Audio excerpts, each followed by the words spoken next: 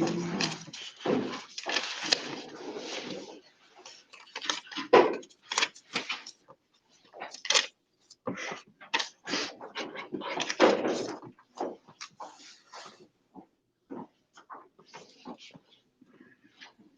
ready. Great. Ready. Ready. All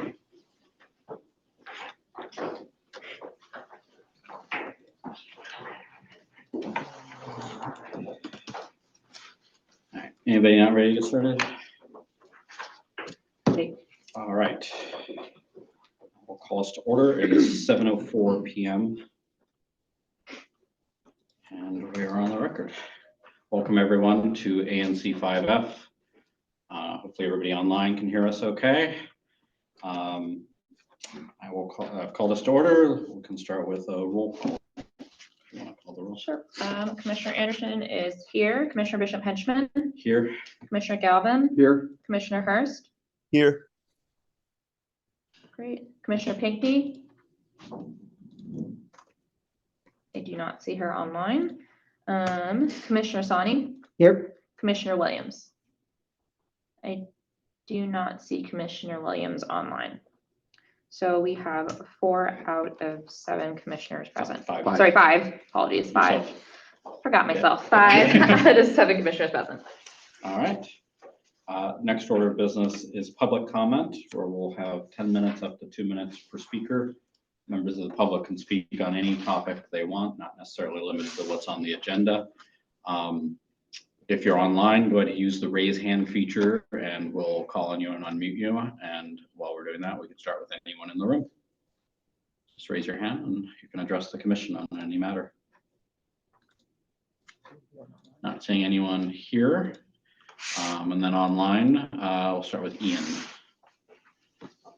Hey everybody, thanks for the opportunity to speak. I just want to quickly flag an experience I had last night. So last night there was a triple shooting on the pedestrian bridge over the MBT by Rhode Island Avenue.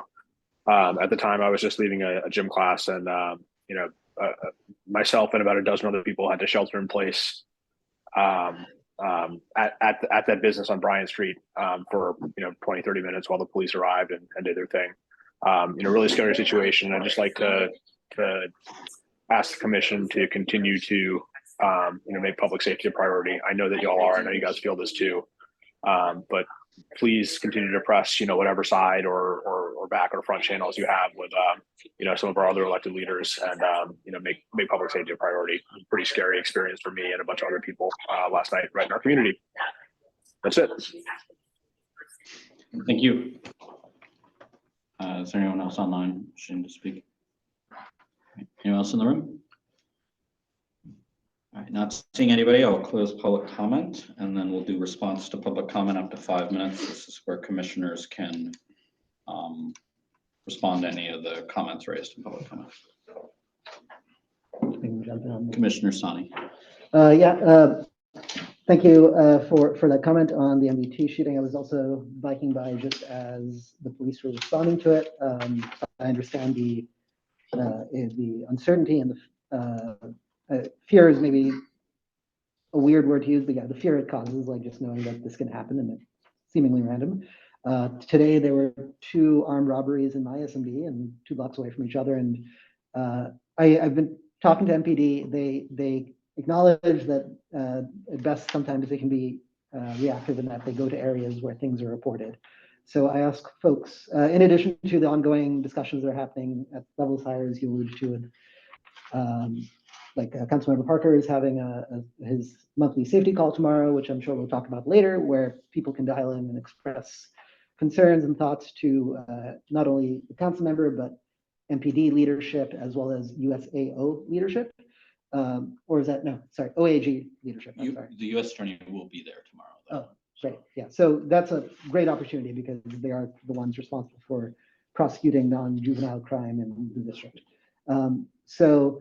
Ultimately, I encourage folks to participate at that level because, yeah, that is how you get attention drawn. That's how you convey what it feels like as someone who's not fielding calls from citizens and stuff all day, just to kind of drive home like how this impacts you and how this makes you feel. Because ultimately, that is how change can happen at a certain level.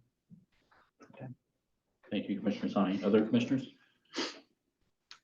Yeah, Commissioner I'll John? mention as well. Yeah, Ian, thanks so much. I also had several residents on my block reach out also who scattered and scurried to try to get away. And it was really scary for them. And it really makes me angry. I went to the Edgewood Civic Association yesterday, and a captain was there talking about, what to do in that situation, which, is not helpful. I think you guys did the right thing is, try to get out of the way and run as fast as you can and shelter. And it's terrifying that our basic, right to walk around just feels like it's being taken away. Like you can't walk your dog at night. You can't, and the fear is real and it's everywhere. And I think Commissioner Sani is absolutely correct. Tomorrow is a great opportunity. I know it's not at a convenient time. I think it's at 3 p.m. But I will continue to push the different organizations that are part of our community to try to get some consensus on how to stop this. And I think the Edgewood Civic Association even had some good feedback and input on how we can do this, both from a public health perspective, but try to address this as quickly as possible, because it really is eroding our day to day, and it's scary. So thanks for bringing that to our attention, and we'll continue to keep that in the forefront. Thank you. Thank you. Other commissioners? I'll just make a comment. I'm glad Councilmember Parker is doing these monthly calls. A big reason he's doing them is rather than having MPD lieutenants going to every ANC meeting and reading off statistics, he's getting leadership of MPD to be in one place where people from all over the ward can hear what they have to say. I, for one, I'm glad we don't do that, because I'd rather have the lieutenants out on the street doing their jobs and not sitting, not that it's not wonderful to sit at ANC meetings, but, I'd rather have them doing that. I do want to reiterate that his call is open to the public. You don't have to be a commissioner or somebody with a title at some organization to participate in it. It's at 3 p.m. tomorrow. Additionally, tomorrow at 9 a.m., the DC Council is having a hearing. The committee, the Public Safety Committee of the DC Council is having a hearing on the mayor's proposed crime bill, the new crime bill, Addressing Crime Trends Amendment Act. We usually have somebody from Councilmember Parker's office and the mayor's office. I don't know whether they'll be on later tonight, and we may hear more about that. But certainly, share your thoughts with the council. It's very easy to submit testimony. You go to the website, you can type it in, and I've obviously used my time. You can type it in and send it and circulate it to all the council members. They want to hear your thoughts on what you think works and where they should be focusing their attention on the council side. And then on the mayor's side, obviously MPD reports through the chief and through the deputy mayor to her. MPD doesn't report to us, but it's whatever thoughts you have. They do read stuff. I've learned as I sent them some feedback, put it that way. But it's no, and we can certainly help circulate stuff and make things get things up the food chain. Any other commissioners? Commissioner Hurst is. Commissioner Hurst. Thank you. I did want to point out there was another armed robbery right in front of my house, 1 block down, and actually in Commissioner Sahani's. ANC, but there was an arrest. Talking with the police and with Commander Altieri, he believes that there were two people involved, and that there will be that those two suspects were involved in multiple other crimes, though he can't officially say which ones at this time. But I do hope that there will be a breakthrough from the police side, and that will be followed up with prosecution. Thank you. Any other commissioners? With that, I'll close the response to public comment. And the next item is approval of the agenda. Any commissioner can submit items for the agenda. They're due 10 days before the meeting, and then I ministerially assemble them all into a draft agenda that's then publicly posted on our website 7 days in advance of the meeting. That would have been a week ago.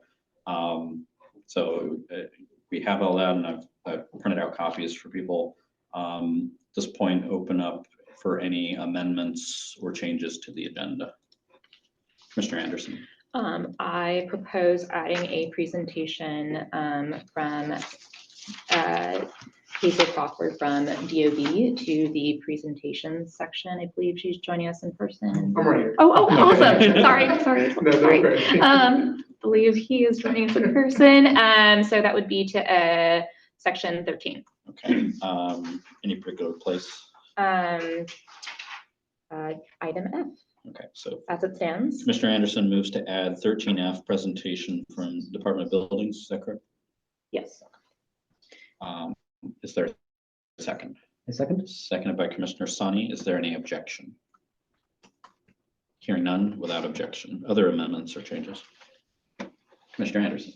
So I propose changing item 11, well, the 9A and 11A are tied. So I propose, rather than having that item be an action on the zoning application, to, if the other commissioners are open to it, to moving it to the beginning of section 13 to 13A, given that I don't believe we had sufficient time to discuss it at the end of last meeting. Ideally, this would give more time to discuss the zoning application. And given that the hearing is on January 17th, there is sufficient time for action to be taken at our December meeting. So the motion is to change that. All right, so Commissioner Anderson moves to, let me phrase it this way.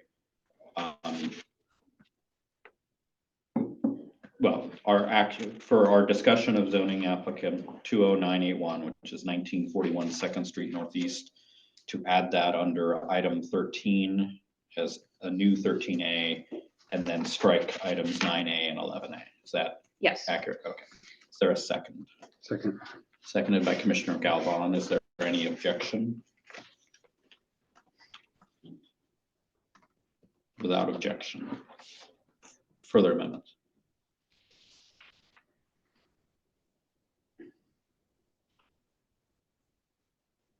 Hearing none, I will move that we adopt the agenda as amended. Is there a second?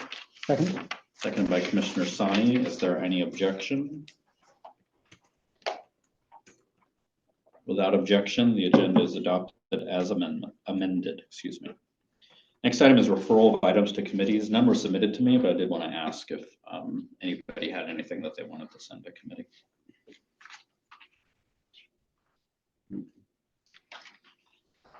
Sorry, committees, but we'll leave it there. All right, next item is approval of the minutes of the October 24th regular meeting. Commissioner Galvin.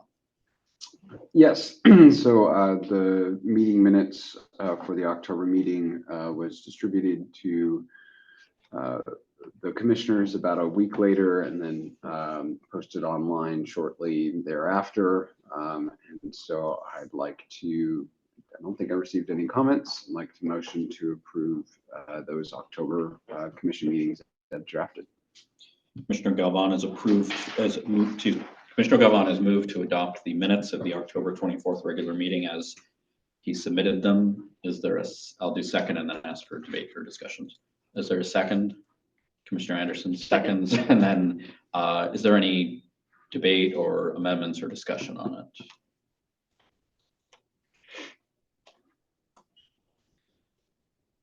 Seeing none, is there any objection to the adoption of excuse me, the approval of the minutes of the October 24th meeting as submitted? Hearing none, they are adopted. Next item is officer reports, 5 minutes each. And I am first. Good evening, everybody. Happy November. Happy last week of November. Friday is December. I am Joe Bishop Benjamin, have the privilege of being chair of the ANC 5F Commission. Welcome. Thank you for watching your lowest level or closest level of government in action. And certainly a special welcome if this is your first ANC 5F meeting. We're brand new this year. We do all of our meetings both virtually and in person. So right now we've got, I think about 8 people in, 7 or 8 people in person, and then I don't know how many people online. 28 people online. So people are making good use of everything. So this is where I get to share any news that I have in capacity as chair of ANC 5F. Probably the one that hit my inbox most recently, because I got it at like 4 p.m. today. I think we all got it. Is the Office of ANC's just published some new guidance relating to virtual or hybrid meetings. And I was only able to skim it really fast because I had to wrap up work and come here. And I think it's got some, well, it states certain things. I was not able to make sure whether they were things that are legally required or just good advice on best practices. But the gist of it was when you do virtual meetings, enable Q&A and read out the questions before answering them. Don't enable chat. And that I think might be a little controversial piece of advice, but this is what they're sending us. And then, oh gosh, there was a third main one. Well, I'll certainly, if you didn't get it, let me know and I'll forward it along to you. It's on their website also. That's gonna bug me what that third one was. Commissioners, when they vote, to have their video on if they're attending virtually. And there's kind of an explanation there about why they think that is good to do. As far as I can tell, this is just advice, but I'm sure we'll learn pretty soon if we're actually supposed to be doing this and we're not, because I think right now we do enable chat, and our rules don't require camera to be on, but that's up to each commissioner to decide on for themselves. That's kind of a housekeeping thing. We will, we're coming up near the end of the year. We've got one more regular meeting of the year on December 19th. I think for the next meeting, I will propose a resolution to call a meeting in January. I just checked DC statute. We can't adopt the calendar of meetings of 2024 until our first meeting of 2024, which is like, how can you have a first meeting if you can't? It's a bit of a chicken and the egg thing. So I think the way around it is we pass a resolution calling a January meeting, and then in January we do everything else. This year we did the first 6 months of the year at Edgewood Recreation Center, and then the second 6 months here at the Eckington Community Room. Ultimately it's up to the commission to decide how we want to do things, but start thinking about that, and if you've got opinions on that, and certainly share them if you do, and we can have a longer discussion on that either at the December or the January meetings. And certainly we welcome feedback from the public. I'll just leave it at that, and I don't think I have anything further. Any questions? All right. Vice Chair, Commissioner Anderson. I'll yield to move things along. Okay. Treasurer, Commissioner Hurst. For the treasurer's report, I can report that we have not expended any new funds. We have the same available balance in our ANC bank account of $17,811.67. And that concludes the treasurer report. I will also yield to move the meeting along. Any questions for the treasurer before he runs away? Right, seeing none. Secretary, Commissioner Gelman. Yeah, so for those of you, this is your first meeting, we consistently update the website, anc5f.com, with information about the meeting minutes, the posted recordings of the meetings in case you missed it and you want to see it, as well as resolutions that were passed by the commission under the documents section, and then any responses from the government agencies that we have received thus far. So I just encourage folks, if you haven't taken a look at it, it gives you an idea of some of the items that we're discussing and some of the things we're moving forward. So that's all I have. Thank you, Commissioner Gelman. Any questions? All right. Next item is committee and task force updates. First one is Alcohol Licensing Committee, Ms. Coughlin.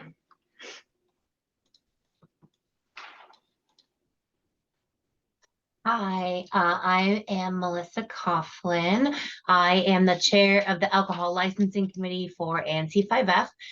So we had our second official meeting on the second Tuesday of November, which was the 14th at 7 p.m. We held it online on Google Meet. At that meeting, we discussed the alcohol license renewals for Union Kitchen at 1625 Eckington Place Northeast, the Natural Wine Shop at 2000 8th Street Northeast, and Yang's Market at 130 U Street Northeast. Following a precedent that was set in November at the meeting that several commissioners were at, we recommended settlement agreements for Union Kitchen and Yang's. We emailed the minutes and the outputs of that meeting to the ANC5F Alcohol Licensing Committee listserv, which has all of the commissioners on it, on the 20th of November, informing them of these recommendations.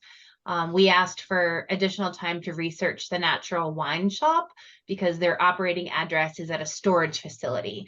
Mark Hamala, who was on the committee, did some research, and we found this to be acceptable and within the parameters listed and provisioned by ABCA. And so due to the fact that it's a renewal, there's no on-site sales, and there's the access to the facility is limited by the storage facility open hours, and there's not like drivers picking up alcohol and stuff like that. We didn't think it was necessary for a settlement agreement at this time, and we recommend that the ANC take no action against this renewal. So our next meeting will be the second Tuesday of December, which is the 12th. And the only agenda item on this one, as of now, is a new application for a food vendor at the Bryant Street Food Market Hall called Doki Doki Barbecue. So we'll talk about that one. Other updates, we will work this month with Commissioners Sani and Galvan to get all of our kind of founding documents up on the website. And but we want everyone to be aware of our alcohol licensing establishment feedback form. I just threw it in the chat, so if somebody that has chat powers can share it, that would be great. But if anybody in this meeting, like, share it with your neighbors. So it's basically a tool for us as the Alcohol Licensing Committee to get some feedback from you guys in real time about the establishments that are close to your homes. That will help us to form better decisions around whether we need a settlement agreement, whether we should do a full protest, whether we should just not protest anything. So the link to the form is in the chat. We can put it on the website. And if the commissioners can like share it when they send out their newsletters and stuff like that, that would be really good. We haven't had anybody use it yet, but we'll also post it on like Nextdoor and like kind of the neighborhood listservs, things like that. But yeah, that's it. We'd love everyone to come to our meeting, second Tuesday of the month, 7 p.m. Google Meet. We'd love more people to be on the committee. So yeah, I think if anybody's interested, let me know. And if you have any questions, let me know. And that's the end of my update. Thank you. Thank you, Ms. Coughlin. Any questions? Mr. Anderson. This is just a process question, since the recommendation was to kind of adopt our standard settlement agreement that we've established with the businesses, including Yang's and Union Kitchen, and I believe that their protest deadline is before our next meeting. Do we need to vote to authorize the respective commissioners to work with the businesses on the settlement agreement, or what is the process point on that? That probably would be, if that's the approach we wanted to take, that probably would be the process, yes. Okay. Got it. And Just yes, for clarity, The protests recommend- are before the Okay. December meeting, so yeah, anything. Yeah, the action, whether it's you guys doing it or if you want us to reach out to the businesses, doesn't matter. We're happy to do it. I think the last couple settlement agreements have been done by a commissioner, so it'd be preferable.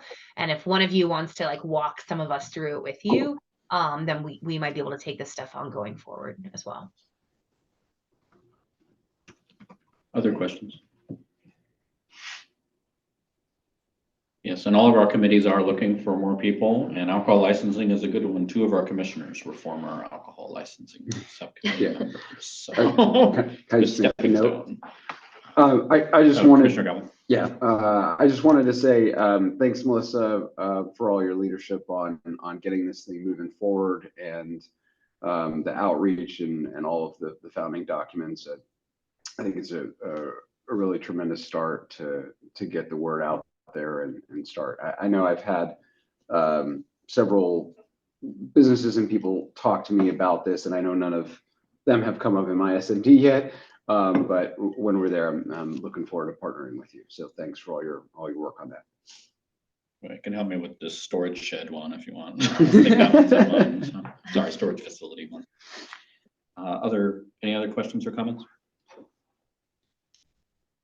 All right, thank you, Ms. Coughlin. Public Safety, Health, and Community Engagement Committee, which may be the last time the report will be from that committee as currently constituted. Mr. Aaron Price. Would you like me to come up there or stay over here? What's best, Commissioner Sani? If you could come closer to the microphones, that's all I ask. Thank you. Certainly. So, hey everyone, my name is Daniel Aaron Price. So I am the newly appointed chair of the Public Safety, Public Health, and Community Engagement Committee for the time being. I just wanted to introduce myself very briefly. So I am new-ish to the neighborhood. I just moved in May. I'm on the 200 block of R Street in Northeast. So I'm in Commissioner Bishop Henchman's SMD. And my background is in public health. I'm a proud public health professional with a focus in child, adolescent, and community health. I have an explicit focus within creating equitable social safety nets for communities. And I've had multiple years of experience in community organizing across the entire Northeast in communities like Baltimore, New York State, Boston, Massachusetts, and most recently DC. So I'm excited to start leading this committee, but I do have to thank Commissioner Galvan for his leadership and starting off the committee strong and having a really good basis for driving it forward. So just some updates for everybody here. One of the first tasks that I was assigned was creating some sort of meeting consistency. We have done so after polling members of the community. So our meetings will now be held pretty consistently every third Thursday of the month from 6 p.m. to 7:30 p.m. In this community room building. We can always adjust that accordingly based on holidays and people's schedules, but for the time being, that's going to be our consistent meeting schedule. Therefore, our next meeting will be held on Thursday, December 21st, 6 p.m. to 7:30 p.m. in this room. And anybody is free to join. If you have anything that you want to discuss related to public safety, public health, this is the space to do so, and we would love to welcome you into it. A few things that we want to do moving forward with the committee as a whole is we really want to make this a space for collective learning in particular. So I am planning on really leading this toward getting the community involved and learning more about evidence-informed best practice for public safety and public health approaches. And this is so we can really educate our community about what works versus what doesn't work. And that's going to ultimately help us drive our advocacy efforts as a committee forward, so we can start to do a lot more testifying, a lot more systemic change, and a lot more focus on resolutions within the committees and in the entire ANC. An update for everyone too, we've been working pretty hard collectively on this ANC 5F brochure, as well as our public health and public safety handout, which provides a few resources that we've highlighted together. That is in its final stages right now because of the holidays. It's kind of been a little bit delayed, but hopefully come our next meeting, we'll be able to finalize everything, start printing that out and working on strategy for passing that out to the rest of the community, so they know who we are as an ANC 5F since we're a new commission. Other than that, we've been working on that environmental justice resolution with Commissioner Galvan and Commissioner Bishop Henchman. That is a part of the consent agenda for tonight, so we'll be discussing that a little bit further. And then one of my legislative bills that are being considered currently, and I think we've already started discussing some of those bills that are up for consideration. Additionally, as it relates to the public health emergencies regarding the opioid epidemic, as well as youth criminal justice. So we're going to really be keeping our eyes on that. I really would love to focus on testifying in particular, so we can really drive that forward on what works versus what doesn't. And my last plug is anybody that really wants to do something about public safety and about public health, step up. Like, let's learn together, honestly. I mean, like, this is going to be a learning experience for all of us, but like, the more that we can arm ourselves with knowledge, the better we'll be able to advocate together as a commission. So. Thank you, Mr. Aaron Price. Any questions or comments from commissioners? Yes, one question. Commissioner Gilman. For the meeting so the next meeting is December 21st, 6:30 to 7:30. Will that also be virtual? Yes, we'll have it hybrid. Okay, Absolutely. or hybrid, yes. Mhm. Thank you. Thank you. Any other commissioners? Can I put you on the spot? Sure. So Commissioner Galvin has a resolution in front of us for later tonight. My understanding is take our existing public health, safety, and community engagement committee and split it so that we will, instead of that one committee, which I think is our largest committee by membership, and instead create a public health and safety committee and then a separate community engagement committee. Do you have an opinion on that proposal? I do. I think this is a large committee. I think there are 3 major sections. Each of its own could be its own committee. Public safety and public health is huge. I think you could say that most of what we hear, especially during public comment, probably falls under either a public health or a public safety lens. So just that alone, we feel like the separation between a public safety and public health focus and then a different committee focused on community engagement would be more beneficial overall, because it would be able to drive more streamlined strategy and more deliberative focus on particular subject matter. So we felt that community engagement is a larger kind of umbrella that all of the committees can kind of fall under, while public safety and public health is a very specific streamlined focus, which we can operate under. So Thank you. I think it's a good resolution. All right, thank you. Anything further? All right. Next item, Transportation Public Space Committee, Commissioner Sonic. Yeah, so the TAPS committee met earlier this month. We have our meetings on the first Tuesday of every month at 7:30 p.m. virtually. We discussed a few things. First, we reviewed the resolution that ANC 5F passed in October regarding the DDOT proposal for removing the left turn access from Down Avenue North Capitol. We discussed the amendments that ANC 5F made to the recommended or the draft resolution. Moving on from that, we continued our discussion on some of the ongoing discussions on improving just general safety and wayfinding on 4th Street Northeast. We've kind of started to figure out the clusters of safety resolutions we want to push forward to the commission, largely around first pedestrian safety for leading pedestrian indicators on intervals rather on intersections, as well as making sure we have the right amount of paint on the road for crosswalks and such. Additionally, we were also then discussing additional signage improvements now that there are a lot more amenities in the neighborhood. Some of the signage has gotten a little stale, maybe remnants of an earlier time when the rec center was maybe the only destination. Beyond that, we then discussed, we opened up for community feedback, and some neighbors expressed a desire to see connectivity. Now that the MBT gap is closed along 8th Street Northeast, they want to see the connectivity from Monroe Street to Harewood Street, where you can connect to then the crosstown cycle track that takes you all the way to basically Columbia Heights. And so there's about a 3-block gap there in the cycle network. So we started discussing what plans may exist that we already know of and who we can talk to see what is in the works, if anything. And then there's also some feedback around requests to see if DPW can be better enforcing some of the no parking zones that exist, because they felt that they were creating some dangerous circumstances. So we started having some discussion on that. At our next meeting, we will probably look to move forward those 4th Street Northeast discussion items for maybe actual drafting into resolution text, as well as we'll be hearing from some neighbors who are running heading up a Q and R Street research. I'm not using the words.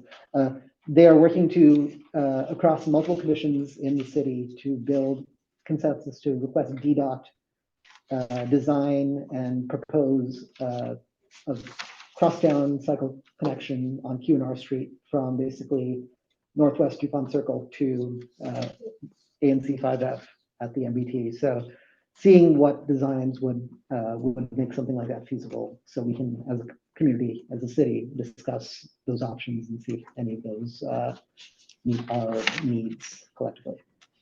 That is it for me. Thank you, Commissioner Sani. Any questions for Commissioner Sani? Yes, I do have a Commissioner quick Govan? for the 4th Street Northeast discussion items that may turn into a potential resolution, is that also planned to discuss protected bike lanes along 4th Street? So as a few months ago, we had discussed like how we can split these into things that are easier to do in the short term and what needs to be a medium term discussion. And I believe there's a walk along where folks determined that there are already bike lanes on the road, so it's not going to be taking away much. It's not going to take away existing driving and parking facilities. But with the current flux in DDOT leadership, we aren't confident in reaching out to anyone to get concerted action yet. Our hope is that the mayor puts forward a nomination soon. We've heard that she's going national with her search for a qualified candidate. Maybe international. She's in Dubai right now. No comment. But yeah, so it is still something actively on our radar, but we are trying to shore up some of the existing safety concerns that were observed there first before moving on to that bigger bike. Great, thank you. Other questions? Thank you, Commissioner Sani. Next item is Zoning and Development Committee, which I did not meet, and I will change that in the month of December. It's our last committee to set up, and we will do that. Task Force on Outreach, Commissioner Sani. Nothing to report for that. Okay. Library Task Force. Could I request a volunteer from a commissioner to identify? I think we might have somebody identified. I think we might. Would you mind Yep. spearheading and Yep. making sure we act on that at our next meeting? Sure. Thank you, Commissioner Anderson. All right, I believe that concludes committee and task force updates. And we now have nothing under 9A because that was deleted and moved to 13. Is there anything else anybody has before public comment on agenda items? All right, this is our second period of public comment. You guys all know what's on the agenda coming up. We've got resolution to split these committees. Commissioner Galvan has a resolution supporting the Environmental Justice Act of 2023. There's an adoption of the ANC 2023 annual report of what we did this year. We're having presentations from DOEE on clean energy, BZA presentations both on 1941 2nd Street and on Shalom House, presentations from the Office of the Attorney General as well as the Department of Buildings. At this point, we welcome public comment on any of these agenda items, up to 2 minutes per speaker. And we'll start with anybody in the room and then we'll go online. And if you're online, you can hit the raise hand button and we'll call on you. Anyone online wish to speak on any of these agenda items? Seeing none, and then online, I think we'll start with Mr. Perez. We could unmute him. Hi, can you hear me? Yes.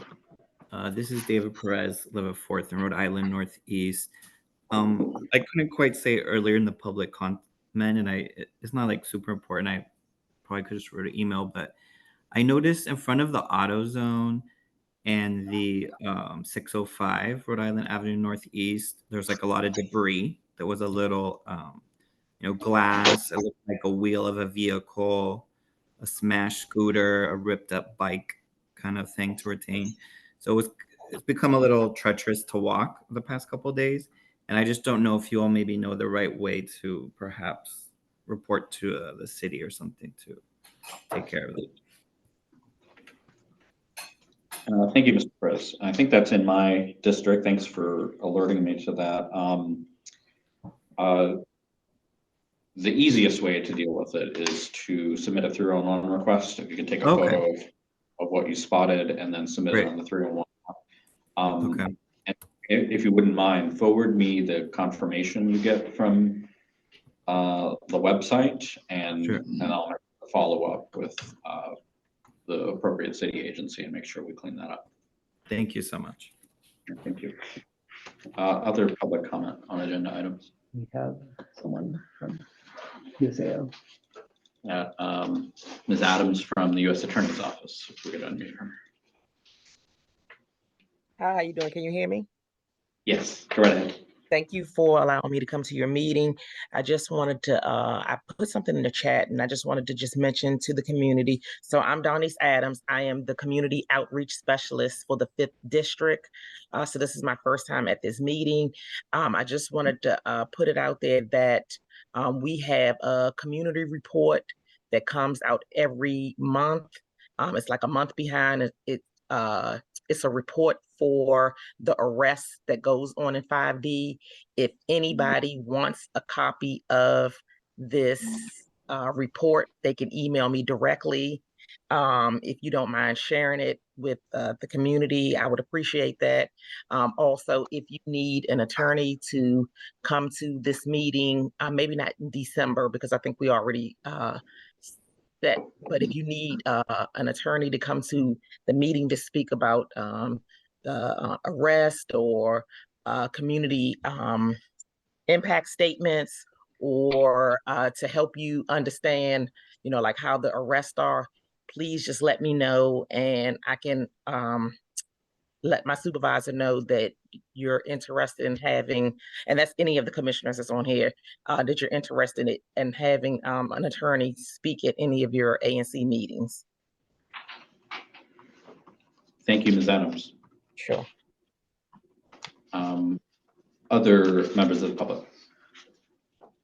Yes, sir. Yeah, my name is Sloan. I live on 2nd Street, and I received stuff in the mail regarding the 1941 project that's proposed. And just looking at it, I mean, the drawings look nice, and but I wanted a little more clarity on. I mean, it's a large building. There's nothing like that. I can't think of any comps in the neighborhood. I've been here 10 years. And so, from what I can see, 22 bedrooms. Again, there's nothing like that. With only 4 parking spaces, there's a parking issue already on that street, and that's not enough. And I just think it just needs to be scrutinized a little bit further and get more clarity, especially on the units that aren't going to be the main dwelling. I guess she's gonna have 6 or 7. Are they gonna be condos? Are they gonna be rentals? What does that look like? Yeah, just, and there's just a lot of activity on that street, and it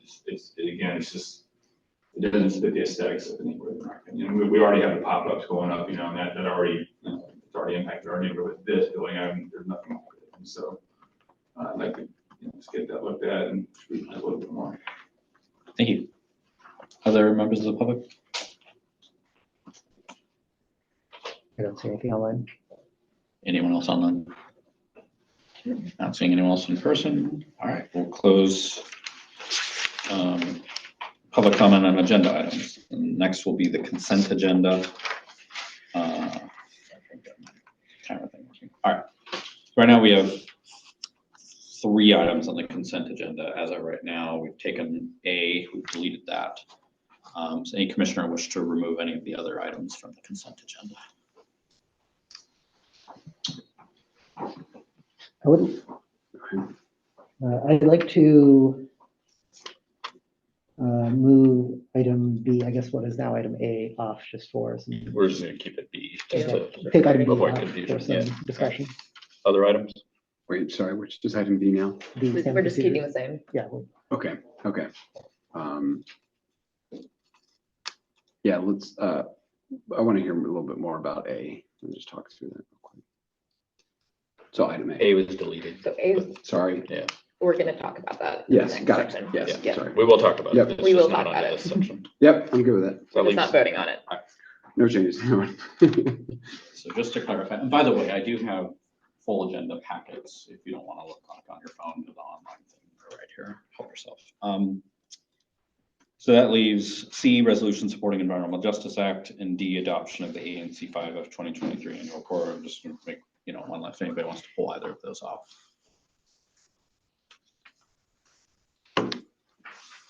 Seeing none, I will move the adoption of the consent agenda consisting of items C and D, the resolution supporting the Environmental Justice Act of 2023, sponsored by Commissioner Galvan, and the adoption of the ANC 5 of 2023 annual report from me, Commissioner Bishop-Henchman. Is there a second? Second. Seconded by Commissioner Anderson. And could you please call the roll? Commissioner Anderson votes aye. Commissioner Bishop-Henchman. Aye. Commissioner Galvin. Aye. Commissioner Hurst. Aye. Commissioner Pinckney is not present. Well, let's give pause there just in case. Commissioner Pinckney is, I don't see her online. Okay. Commissioner Sani. aye. Commissioner Williams, just double checking to see if she's online. And I do not see her present. So I have a vote of 5-0. All right. The motion passes. Those two have been adopted. Next item will be resolution to amend the ANC 5F standard procedures, and I may speak on this. Commissioner Anderson, I don't know if you're planning on speaking on it. If not, would you mind presiding over this portion of it? I open debate on this item. Would any commissioners like to speak? Yeah, I can start by, since I'm the Great, resolution sponsor. Commissioner Galvin. So yes, this resolution essentially takes a look at kind of the standing committee structure that we currently have today, and breaks it up a little bit, as Mr. Aaron Price mentioned earlier. The idea being that the level of when we started to look at the Public Health and Safety Committee, we really wanted to first let people know, like, the first part is education. And with respect to public health, I'd venture to guess, in 2,000 residents, only 700, 600 of them voted in the SMD, and probably only 200 even looked at a website or knew me by person or by face. And so the outreach portion quickly became a heavy focus of the Public Health and Safety Committee, Public Safety, Health, and Community Engagement Committee. And it took us a while to figure out what do we want to get out to the community in terms of what we do, why we're here as commissioners, and how we affect very local issues.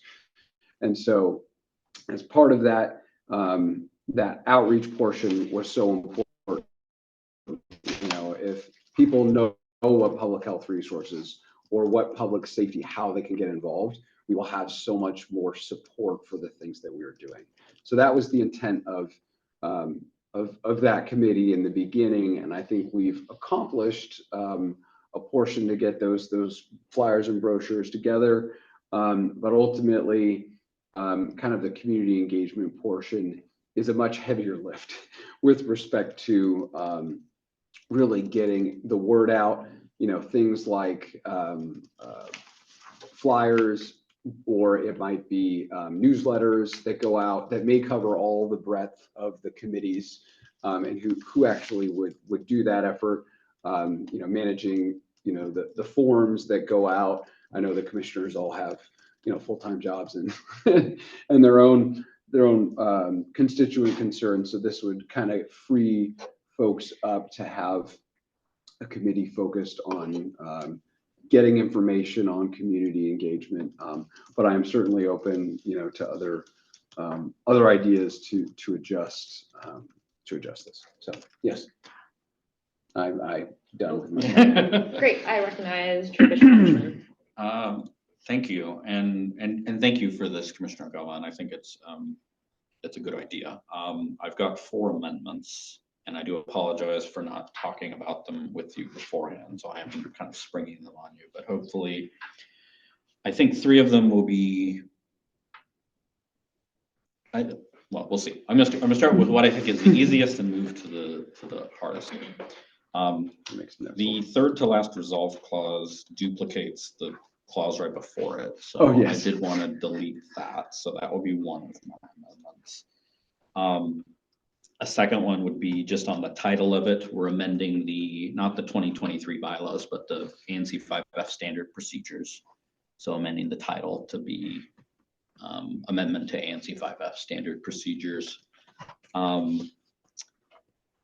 That's number 2. The third one would be, and I'd certainly defer to Commissioner Sani on this one, but my suggestion would be, I don't like creating things if we're not getting rid of something, and I think this would subsume some of the responsibilities of our current task force on outreach. So I would suggest adding a resolve clause that we dissolve the task force on outreach.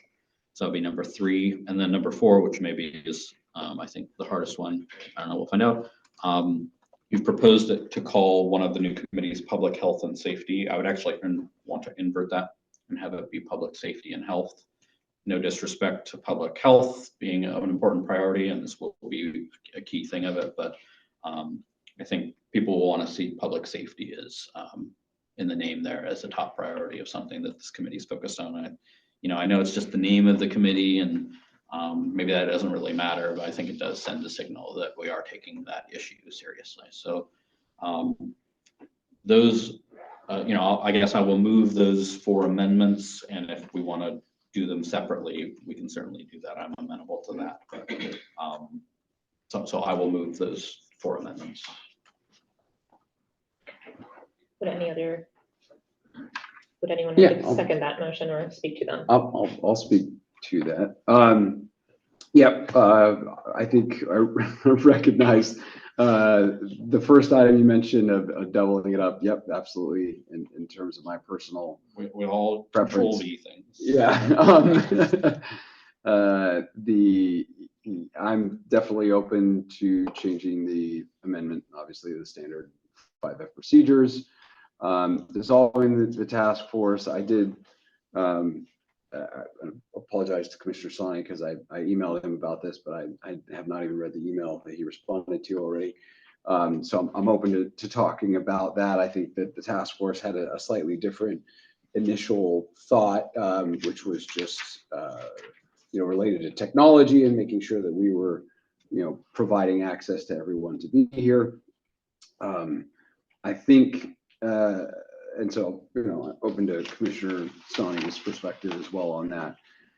With respect to the change from public health and safety to public safety and health, I actually disagree slightly, and that's only because I think public health is so wide encompassing, and I think it's important to recognize that the language signal kind of our approach to the public safety portion. It's been my experience that some of the books and literature and countless YouTube videos I've watched on the subject have provided me with kind of that thought, and maybe that's a perspective or something that most people don't recognize, and I understand that as well. So that's just my 2 cents.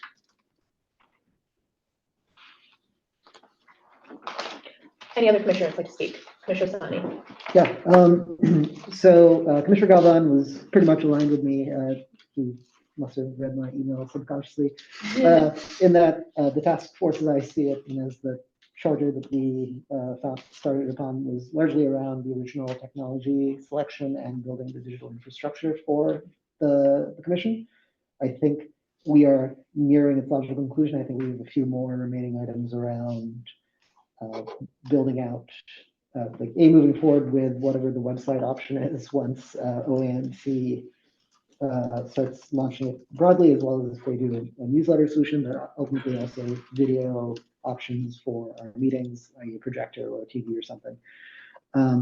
But beyond that, the larger mandate of community engagement extends, I think, beyond what the outreach task force was equipped or is equipped to do. So I think retiring the task force or transitioning the task force or winding the task force down and building up an outreach committee is feasible. My concern is largely around the fact that right now, obviously, we have members of the Public Safety, Health, and Community Engagement Committee focus on all three of those pillars, but do we have any community members who've expressed interest solely in the community engagement portion? Because I worry that by shaving it off without knowledge or recognition of people who'd be willing to step up from the community to be able to lead that and actually make something happen there, where we'll let that kind of atrophy while the other committees move along. And so that is my concern. And I guess Commissioner Galvan, closest to Public Safety and Health Community Engagement Committee, like what you've observed in your stewardship of that. Commissioner Galvin. Yeah, those are all fair points. And I definitely hear you on the outreach, or the task force going away and the outreach committee ramping up. I think it's true that I don't have anyone, lined up to take on that particular committee. But I think once we get the information that we've already created out, with some of the flyers that the Public Health and Safety Committee was putting together, I do think that there are a lot of folks that I've spoken to in community meetings that are pretty engaged in the way that they're hungry for information and they want to help get the word out. And so I think once we do that, I think we'll have a much larger base. And, I'll just say that the zoning committee has taken, 11 months. Not to say that I don't want this to flourish or let that go away for that amount of time, but I would be happy to take on the effort to try and find someone to take over this community engagement committee. Would any other commissioners like to speak? Commissioner Bishop Hedgman. Yeah, thank you. Thank you for the discussion. Okay. Just on Commissioner Sani's point, well, I mean, just let me say it straight. If I think we've run our time. If you don't want to have the task force and outreach dissolved at this time, I will withdraw my amendment on that. And I think you gave a good explanation, but I missed kind of what your preference was on that. But I just want to say I will defer to you if you don't want me to offer that amendment. I'd like to, when they recognize, I'd like to propose an amendment to your amendment. Okay, great. Great. And then on the public safety piece, on whether it's public health and safety or public safety and health, I never thought I'd be quibbling over the title of a committee, but I do feel very strongly about this. Public safety is probably, if not the number one issue I hear from constituents on, certainly in the top three. And again, no disrespect to public health, it's an important issue, and I've certainly dealt with a lot of constituent requests on it, but I don't think it rises to the same level as public safety. So I would hope that we would prioritize that in the name of the committee. Great. Given that our time has expired, I'm going to just quickly go to the public before we move, entertain motions. Would any members of the public like to speak on this particular agenda item? Yes. Daniel Aaron Price. So I just wanted to mention that I'm biased, but I always view that public safety, public is a part of public health. Ultimately, public health is the larger umbrella, but I hear what you were saying in terms of public safety showcasing first as a priority and showcases that to the community members that that's a main priority within it. My perspective is that it is a part of public health, and public health is so broad that there are many other features underneath it. So those are my 2 cents. Okay, great. I see David Perez's hand, like to speak. You are recognized. Just saying I like Commissioner Galvan's approach to the public health and safety title. That's all. Okay, great. Let's conclude comments on this, given our time has expired. I will move to extend time for 2 minutes because Commissioner Sani indicated he had an amendment he wanted to offer, and I want to give him a chance to do that. Talking towards Commissioner Bishop Hansen's proposal that as we establish this, we dissolve the task force on outreach. I would propose that the task force on outreach still has utility right now, and insofar as we don't have anyone like on deck essentially for the community engagement committee, if that one were to be voted on and approved by the commission, I propose we instead add some language to do a triggered wind down of the outreach committee. So if we were to have a community engagement committee read into our standard procedures, at which point we have a chairperson of that committee nominated, I would move that we just do a time thing of 1 month or 2 months after that happens, the task force outreach will relinquish its responsibilities to the community engagement committee. Ramping down as the other one wraps up, essentially, so there's no loss of continuity. Got it. Great. With that said, are we ready to propose amendments, go to motions? Was that a motion? Was that a motion to be an amendment? It's motion to amend. Great, seconded by me. Can I second? I can second. You can second. I'm seconding. Could you restate the amendment? I am seconding. Let's move. Okay, so like I'm seconding the amendment. To 2 months after a chair is seated for the community engagement committee, the task force or outreach, or the outreach task force will transfer its responsibilities over and dissolve. Great, I second that motion.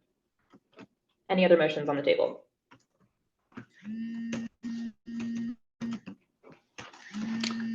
Yes, I would like to motion to break up your amendment for the public safety and health and swap that for a I have separate. no objection. Okay, I don't think anybody else does. Great, I'm seconding that amendment. so All right, yeah. Are we ready to move to a vote? Would someone like to motion to move to a vote? A motion to move to a vote. Any seconds? On the amendments or on the side amendments? I was moving on the amendments. Yes, moving on the amendments. Great, are we ready to vote on the amendments? Great, I'm gonna go into a roll call vote on the amendments. Great. Commissioner Anderson votes aye. Commissioner Bishop Henchman? Wait, sorry, I have several amendments. Okay, are we ready to vote? Would anyone like to pull off any of the amendments that have been proposed, or? Yes. Great. Yes. So I'd like to pull off the proposed amendment by Commissioner Bishop Henchman to change the current resolution from public health and safety to public safety and health. To pull that off from the 3 amendments that he has proposed. and Okay. that You amended. So just to recap, the 3 amendments that we are voting on are, Delete I can the, restate them. yeah, go ahead, Yeah. go ahead. Deleting the 1, 2, 3, third resolve clause entirely as duplicative. great, Changing the title to read Amendment to ANC 5F Standard Procedures, and adopting an additional resolve clause, which following Commissioner Sani's amendment reads, be it further resolved that 2 months after the chair of the Community Engagement Committee is appointed, that the task force on outreach be dissolved. great. Are you ready to vote on those amendments? Yeah, Yep. I second. Great. Could do a quick roll call vote. Commissioner Anderson votes aye. Commissioner Bishop Henchman. Aye. Commissioner Galvin. Aye. Commissioner Hurst. Aye. Commissioner Pinckney is not present. Commissioner Williams, Commissioner Sani. Aye. Commissioner Williams is not present. This motion passes 5 to 0 to 0. So we still have one amendment that is on the table, correct? Correct. Okay.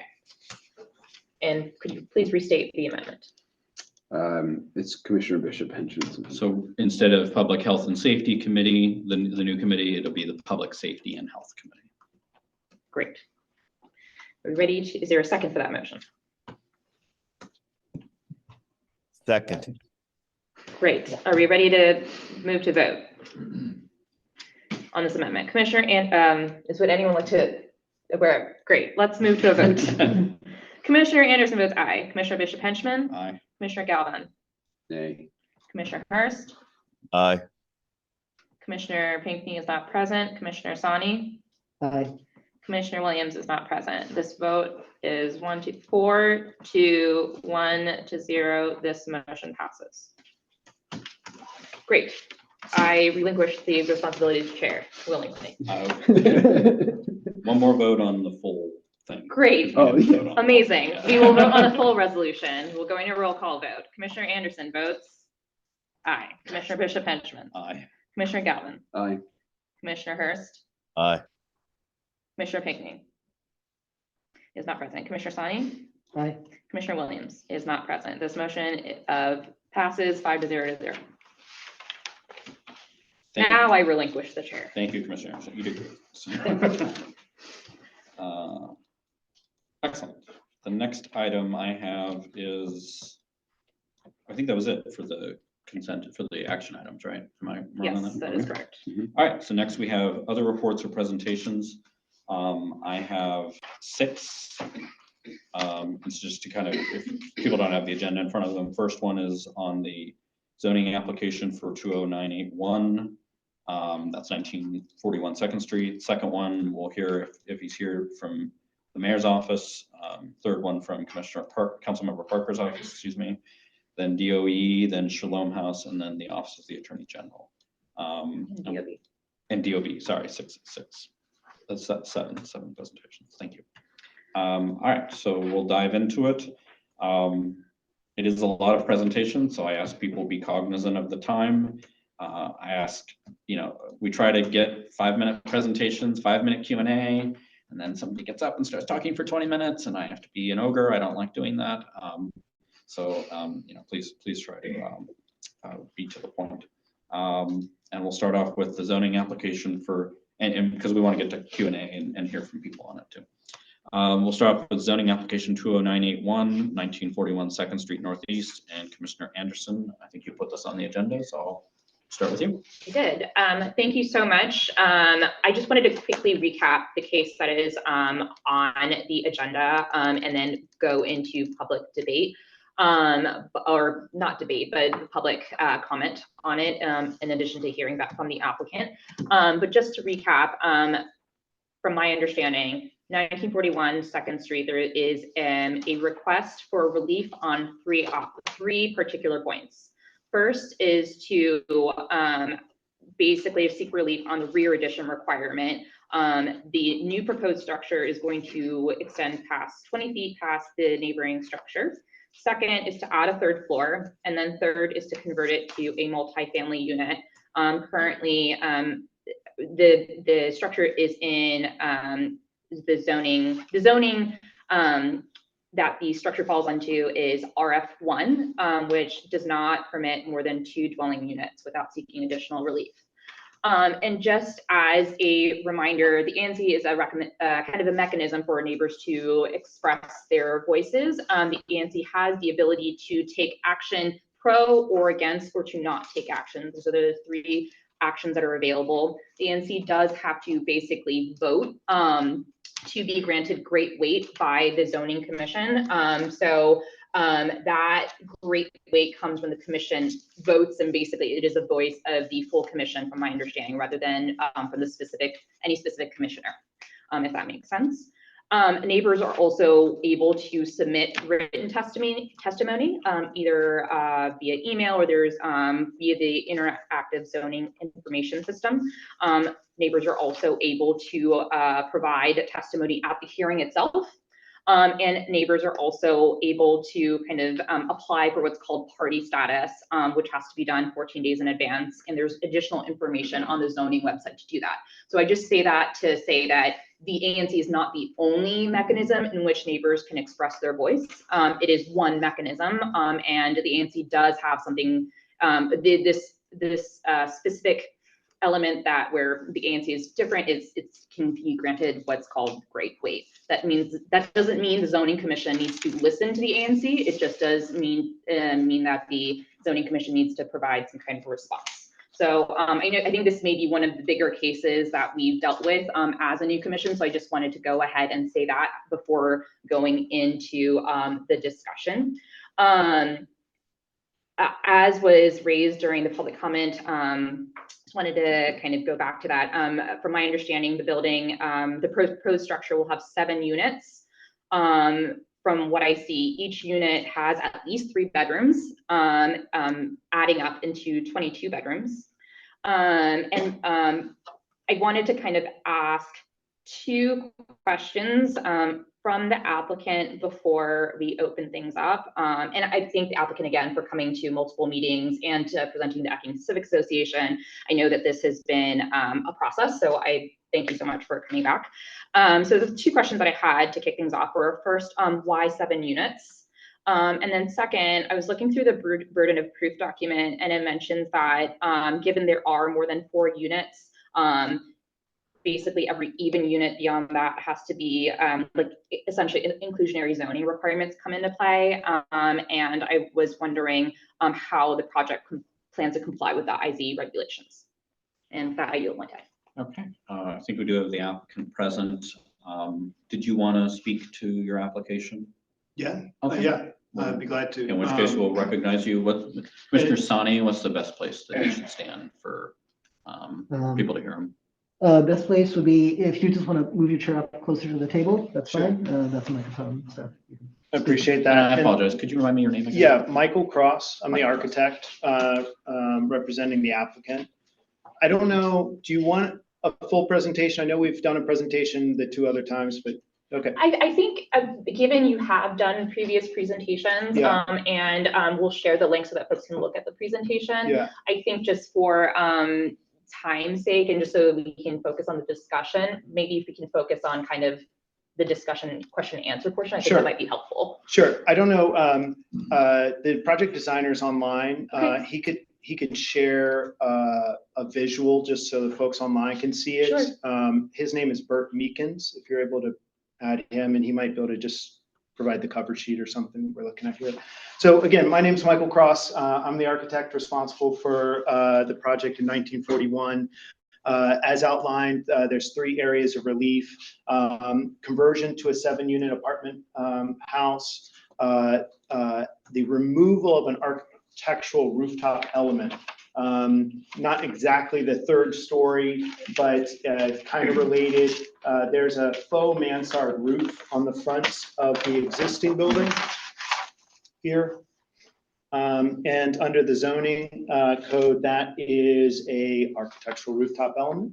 That element has been removed on the 2 adjacent buildings. And so we felt that removing it here would allow us to keep that kind of consistent language and create a nice bookend for the row. And the 3rd item is the 10-foot rear yard relief. To your first question. I apologize. Could you, I missed the first one, the first relief. I know it's Conversion to 7 units. Thank you. Which is Commissioner Anderson's first question about why 7 units. This property is unique. The adjoining properties are all apartment houses, including this property was a purpose-built 4-unit apartment house. The several other units on the block have been expanded, converted into larger apartment buildings. That is matter of right when it is already an apartment building, even in the RF zone. And the number of units is determined based on the land area at a ratio of 900 square feet of land per dwelling unit allowed under the zoning code. This lot, as mentioned, is the last of the row, or last of this attached row. There's a side yard between our unit and the unit to the north, which will be maintained.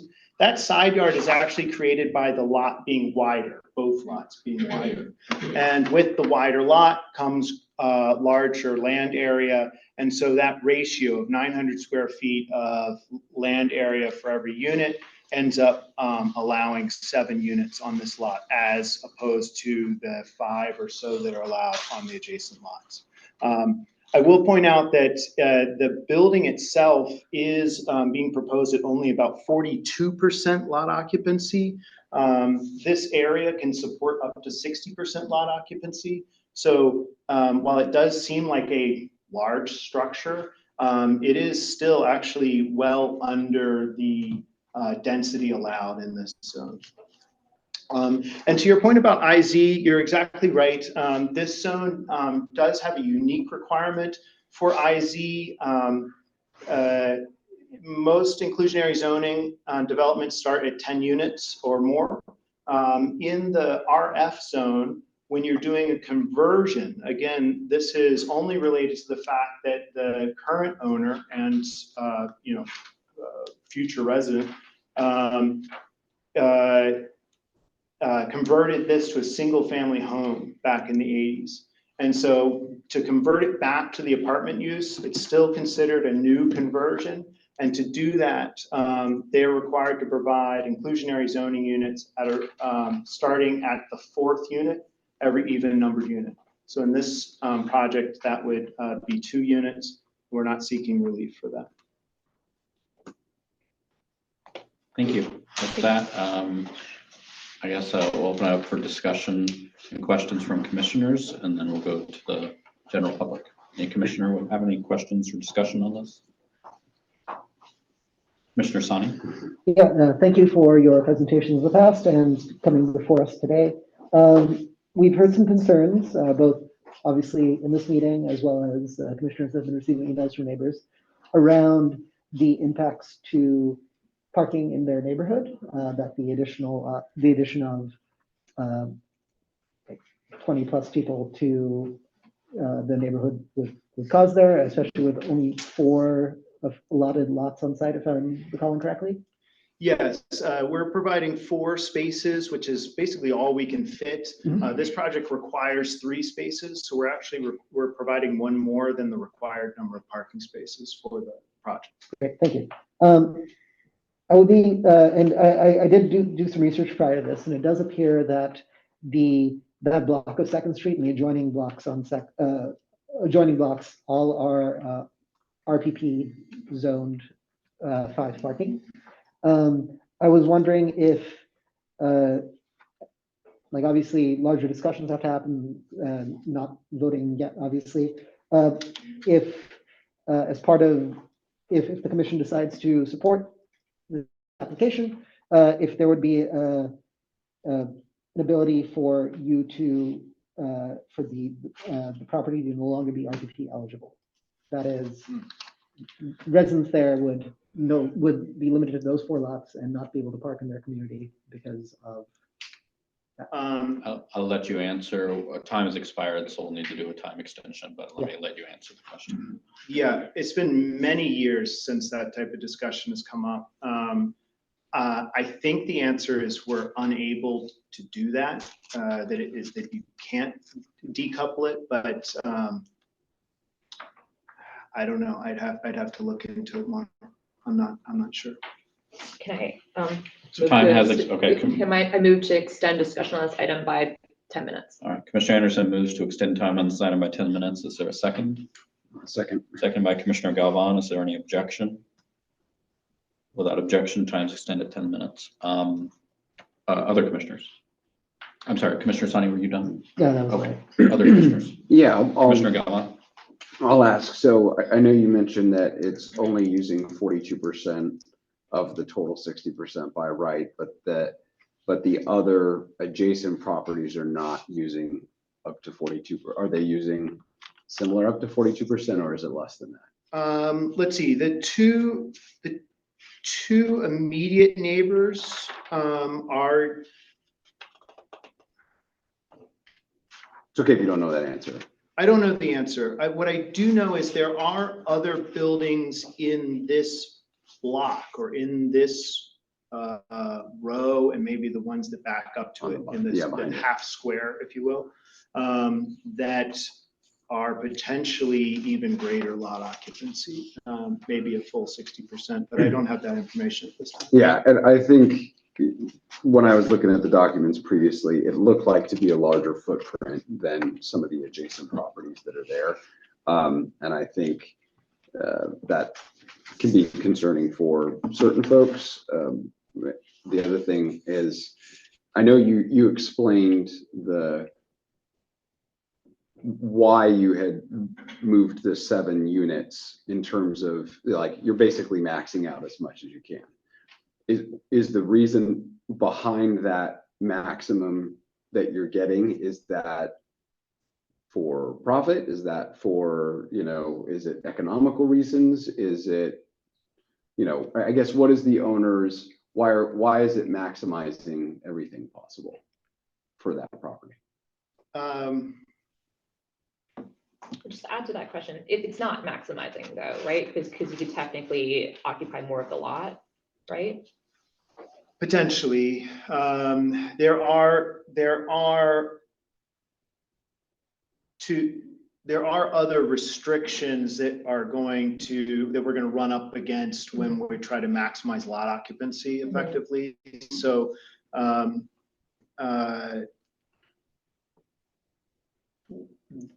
I think the answer is that this client is looking to redevelop her property in a way that would allow her to stay in place and offset the cost of construction.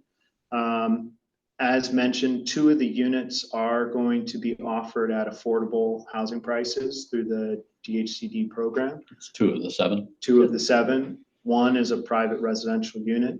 And so to make the project most profitable, she wants to maximize the number of market rate units. Thank you. Other commissioners? I'll just, we'll go to the public momentarily. It'll be helpful to me, both for public comment on it, as well as anybody that may be emailing on it. You don't have to, but it is helpful to me. This applicant's asking for 3 different items of relief. So if you're speaking pro or con, it'd be good to know if you could identify for me which of the 3 that you're speaking on. There's the conversion to 7 units, and then 2 of them being affordable. There's the removal of the rooftop elements. I haven't gotten an email about that one. I don't know if anybody hates that. Good to find out. And then the rear yard, building up the rear yard. Just for clarity though, the second item on removing the architectural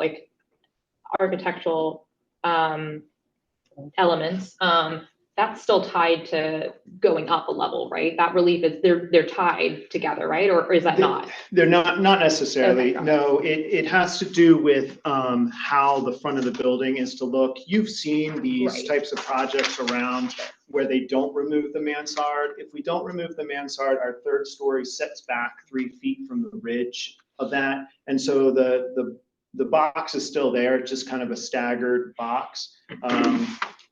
In this particular case, and we've worked with OP actually on this in a couple cases, there is kind of a bookend condition when you're doing the last unit of an adjoined row. And we felt like as the bookend to this, that it would be best kept if it was kind of the full 3-story structure to end that row. All right, with that, we'll open it up to members of the public. If you're online, you can hit the raise hand feature and we'll call on you. And I'll start with anybody in the room that wants to speak on this application. Just a quick note, Oh, yeah, just because Commissioner. I think Chair Bishop Henchman makes this a smart point to raise, that the ANC does not necessarily need to support all 3 items. We can support certain, one item of the relief. 2, again, we can also not take action, right? So that would be helpful to know which one of those. And just for point of clarity too, the relief is to convert to, obviously this is not an abstract project, there are plans attached to it, but the relief is specifically on converting the single family home to a multifamily unit, right? Not to convert it to 7 units. That may seem like semantics, but since there are plans attached to it, but the relief is to convert to a multifamily unit. That's right. That's right. The relief is just for multifamily. Okay. Yes, thank you for that clarification. With that, we'll open it up. Anybody in the room wish to comment to the commission or ask any questions to the applicant? Yeah, so, Yes, sir. I'm sorry, could you give us your name again? my name is Sloan. Sloan. Yeah, I'm like 1900. Yeah, I live across the street from these properties. And what we're seeing is these are all, there were, I think there were 6-bedroom apartment buildings that they are now converting into 5 to stay below that, they have, basically if you have 6 units, you have to have 1 for, affordable housing. They keep it at 5, that building next to them, 1937, and the one beside that. And they don't have, I guess, these plans are going another 20 feet beyond what those 2 buildings already have. And those 2 buildings beside that have, I think, 6 parking spots back there.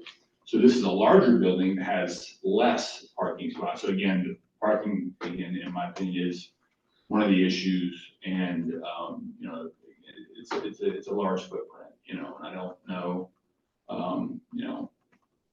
if there can be a requirement to have more parking spots for a 7-unit of building. And secondly, is there going to be an HOA? Have we decided, has it been determined that these are going to be apartments? Or are they going to be condos? Are they going for sale or are they going to be rentals? So that's another concern. If I could, we'll just go through all the public comment and then if you want to respond. Sure. Next I have Phyllis Curitin, and then after that, the Galaxy A32 5G. Guessing that's not a name, but if we could unmute Phyllis Curitin, we'll call on her. Good evening. Thank you. Yes. I have similar questions to the gentleman before me, which is how about the parking spaces, the relief for 7 units or for multi-unit. It occurs to me that a 4-unit building is considered residential, and more than 4 is considered commercial. So I don't know how that changes the regulations, but specifically related to parking, how will the 4 parking spaces be assigned? And will these be condos, rentals, and will there be HOA, et cetera? Thank you. Thank you. The individual marked as Galaxy A32 5G, if we could unmute that person, and then if you could share us your name for the record. Hello. Yes, my name is Mike Clark. I'm a resident of Eckington. I live right around the corner from this proposed development building. Right now, we're already stressed for parking in that community, on Todd Place, on U Street, on Uland Terrace, and on 2nd Street. This project is it's nothing like it in the community. So it'll be very odd for this to be sitting in the community. I hope the commission takes a very long look at that. I would rather see this go matter right. If they're looking at profitability, they're going to cut back on affordable housing, the parking, how it's going to be assigned. Will they be able to get RPP standard? And you've got how many units? 7 units? You said 22 bedrooms, and you got 4 parking spaces. In the real world, that doesn't work.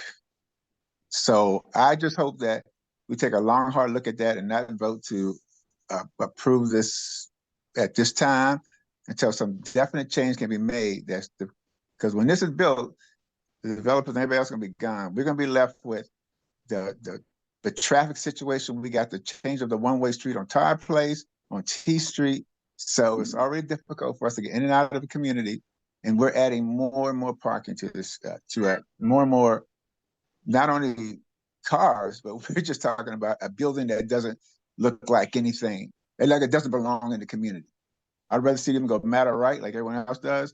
And, that's it. If party status is something that we can pursue, then party status we will pursue. Thank you very much. Thank you, Mr. Clark. Ian is next. If we could unmute Ian. Hey guys, hey Michael. I can answer some of Sloan's questions. I mean, we're right next door at 1937 2nd Street. We have 5 units in our building and 5 parking spots. Building was also designed by Michael, as well as 1933, I believe it is, Michael. Yeah, the one next door. So Michael's got a lot of experience doing this, I mean, I think I can say confidently those projects have been a mixed bag. I wish the folks at 1933 greater success than we've had with our building. That said, we've got a great deal of incentive to cooperate with our next door neighbor Numu and find a solution that works. I share the concerns the community's raised about density and parking and size. When Michael talks about how this wall will extend 20 feet beyond the adjacent structure, that is my home and the home of my neighbors. Like I said, I mean, we want to come to an understanding with NUMO about what the right path is to move forward. One way to do that would be to align on timing, so that we can work on our building at the same time that she's working on hers. Again, great point of compromise there, and a lot of room to negotiate to find a suitable solution. But as far as the, I think Michael used the term design language in his opening brief. That rendering that's on the screen now does not look like our building. I'm not a fancy architect, so I can't talk about design language, but it looks dramatically different than what we see next door and what we see at 1933, at least in the renderings of that project. The size of the building is very large. I'm concerned about density as well and sort of the overall size of the structure. I mean, given that our building is let's call our building 0, right? The building to the south of us extends 10 feet beyond that. The building to the north of us is proposed to extend 20 feet beyond that, even farther. So we're sort of boxed into this little U in our back patio area, which is sort of where all our natural light comes in the morning. So it's a tough spot to be in. I understand that it is NUMU's rights to develop her building as she sees fit within reason. We don't want to stand in the way of that, but we want to make sure that it's done in a way that is positive to our the immediate neighbors in our building. Gives us the opportunity to make the necessary repairs to our structure, which was sold to us in a condition that it should never have been sold to. It's good for the overall community as far as look and feel of the block and issues with parking as well. So I wish NUMU success, right? And I wish that we can find a way to do this in a cooperative manner. Over. Thank you, Ian. Is there anyone else with their hand raised online? No. Anyone else in the room wish to speak on this? Did you want to answer any of those or questions or say anything more? Yeah, I think I can do so just real quickly to Oh, I'm sorry. There is one more hand. Is it okay if we, all right. Chelsea, I may mispronounce this, Theis. I think we've unmuted you. Go right ahead. Thank you. I am in the building to the north of this and just want to echo the same statements as everyone else. But another concern, not just with the extension back, which will also take away, much like Ian's house, the natural light, I think, around it, and the change of the facade to the neighborhood, which the other buildings all have kept the kind of brick facade in the front. But wanted to also highlight that the side entrance with that change in the facade is I would state as a single person living alone, a definite security concern, especially with all the activity that we've had over the past 5 years with construction in the back alley and issues there. So just wanted to kind of add that to the concern of the change in the facade with the entrance being on the side. All right, thank you, Chelsea. All right, I'm sorry, Mr. Cross, I'll let you close. Sure. I'm not able to speak to whether it's for sale or for rent at this time. I believe the intent is for sale product. Again, my client is the current resident, has been there for 25 years, likes the change that she's seen in the community, wants to be part of that continued change, and wants to stay in the community. For parking, again, we're fitting as many as we can on the lot. As you heard from the adjacent property owner, they've got 5 units, 5 parking spaces. They've got a slightly different parking configuration back there. I don't know if we're able to do that on this lot, but we could certainly try to fit something like that. I don't know how the parking spaces will be assigned. I can say that, as stated before, this building is an apartment house. Once it goes from 3 units or more, it's a residential use, not a commercial property. That 4 units may be related to DCW parking collection. This will be private trash collection because it is 4 or more units.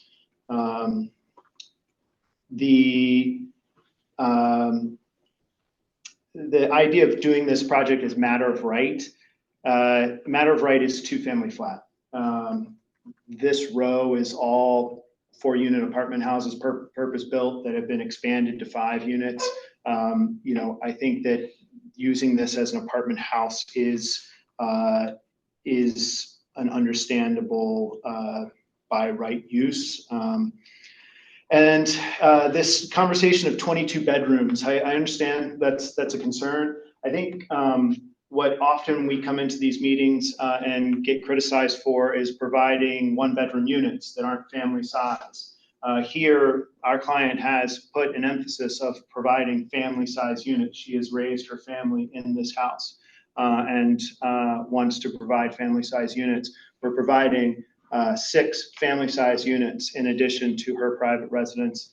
Those are all 3-bedroom units, about 1,200 square feet, and 2 of which will be offered at affordable housing prices.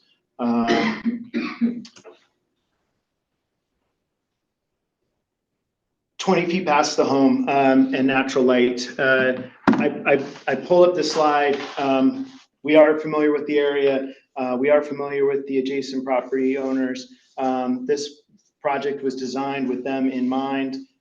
While we are going 20 feet past their structure, you can see that actually the portion of the structure which directly adjoins their property is actually held down to 2 stories. The portion that passes their building is only 6 feet.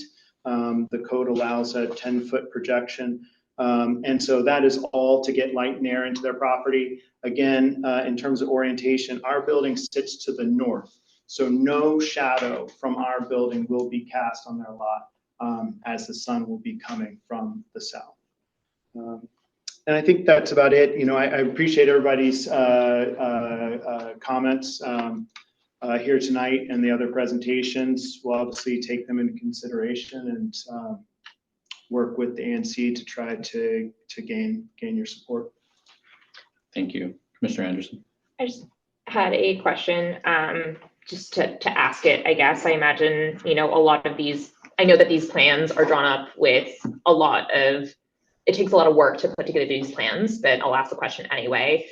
It seems like a lot of the objection is not necessarily to, if I hear everyone's comments correctly, it doesn't seem like the objection is necessarily that it is a new multifamily unit on that block, but that it has 7 units and is larger than some of the other units. Would there be a possibility of this project moving forward if it was a smaller configuration, had a less percentage of if it was a smaller project, let me put it that way, with less units. Mr. Cross? I don't know. I'd have to work with my client. I would point out that with the way that the RF1 IZ codes work, reducing it by one unit would mean that you're offering the 6th unit as affordable, so that would kind of drive you to 5 units. You'd lose one of the affordable. It starts to diminishing returns. Okay. Was there somebody else that needed to speak on this? I just wanted to give the opportunity for, I see that the client, the owner of the property is online, so I just wanted to give her the chance to speak if she'd like. Okay, certainly. Come on. I don't think our audio is connected. Okay. Okay, great. Maybe not. Maybe not.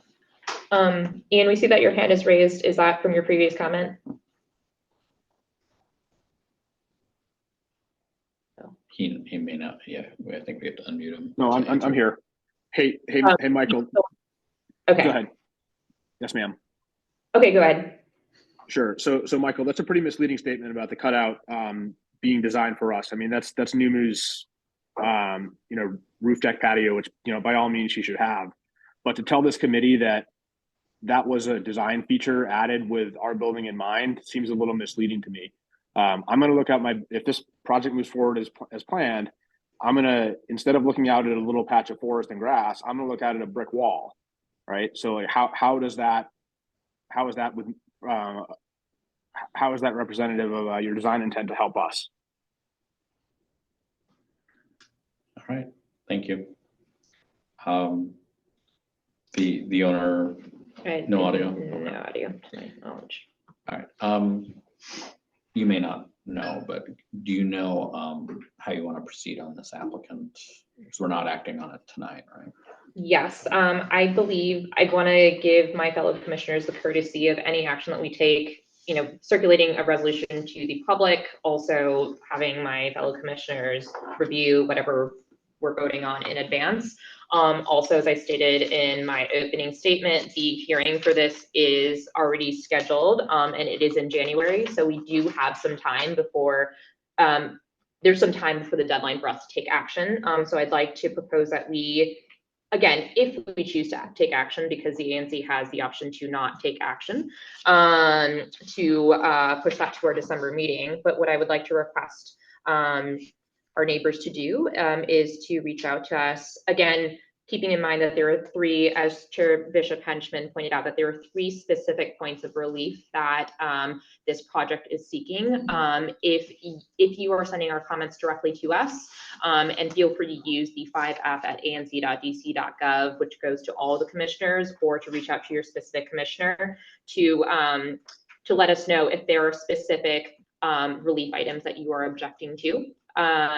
The other part or supporting, yes, or supporting, correct, that you have opinions on. And the other point that I'd like to reiterate too is that you are also able to express your opinions directly to the zoning committee. And more details about how to do that are online, or feel free to talk to me as well. But with that in mind, I would like to wait until we have had a chance to hear from more folks. Thank you, Commissioner Anderson. And just to chime on that, thank you to everybody that presented and that asked questions and that gave feedback. It's very important for us to hear all of that. And I thank all of you who've taken time out of your busy schedules to provide that. Ultimately, the Board of Zoning Adjustment is the one that makes the decision. We can obviously we have the option of providing a resolution, providing what we consider to be the community feedback, and asking questions or drawing the board's attention to things. And that'll be, I think we'll all be looking to, we'll see if that consensus can be developed in order to be able to do that. But ultimately, it'll be the Board of Zoning Adjustment, and they do take public submissions as well. So your job's not done just because you've told us. Ultimately, they're going to vote on this at their January meeting, I think. Yes. And we can provide more. Reach out to your commissioner if you want information on how to submit them. You can also speak at their hearing Yes, oh. and be on YouTube. Yeah. All right, I think that closes that agenda item. Our next report or presentation is from Mr. Black from the mayor's office. I don't know if he's on. He is on, so if we could unmute him, 10 minutes.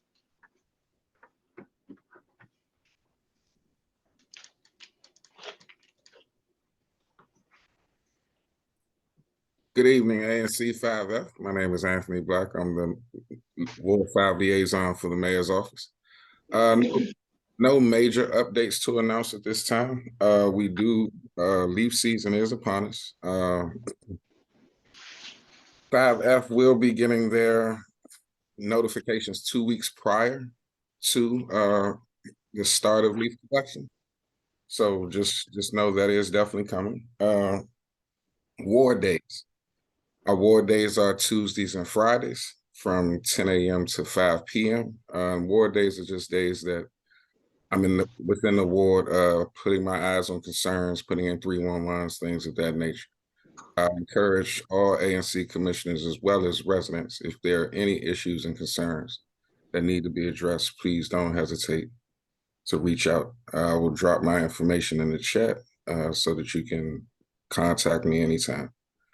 Other than that, there's nothing major on the schedule or calendar. I'm open for questions and concern.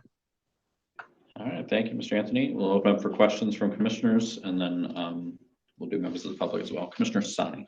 Making it quick, I actually wanted to say, I believe this is the first time in at least 3 years that my leaves have actually been collected on time and effectively. So thank you to all those at DPW who are improving that process. Yes. Thank you, Commissioner Sani. Other commissioners? All right, members of the public, if you're in the room, just raise your hand, I'll call on you, or if you're online, use the raise hand feature.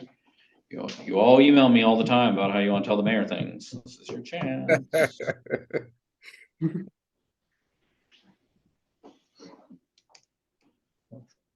Ms. Coughlin. And then Ms. Clark after her. Ms. Coughlin, go ahead.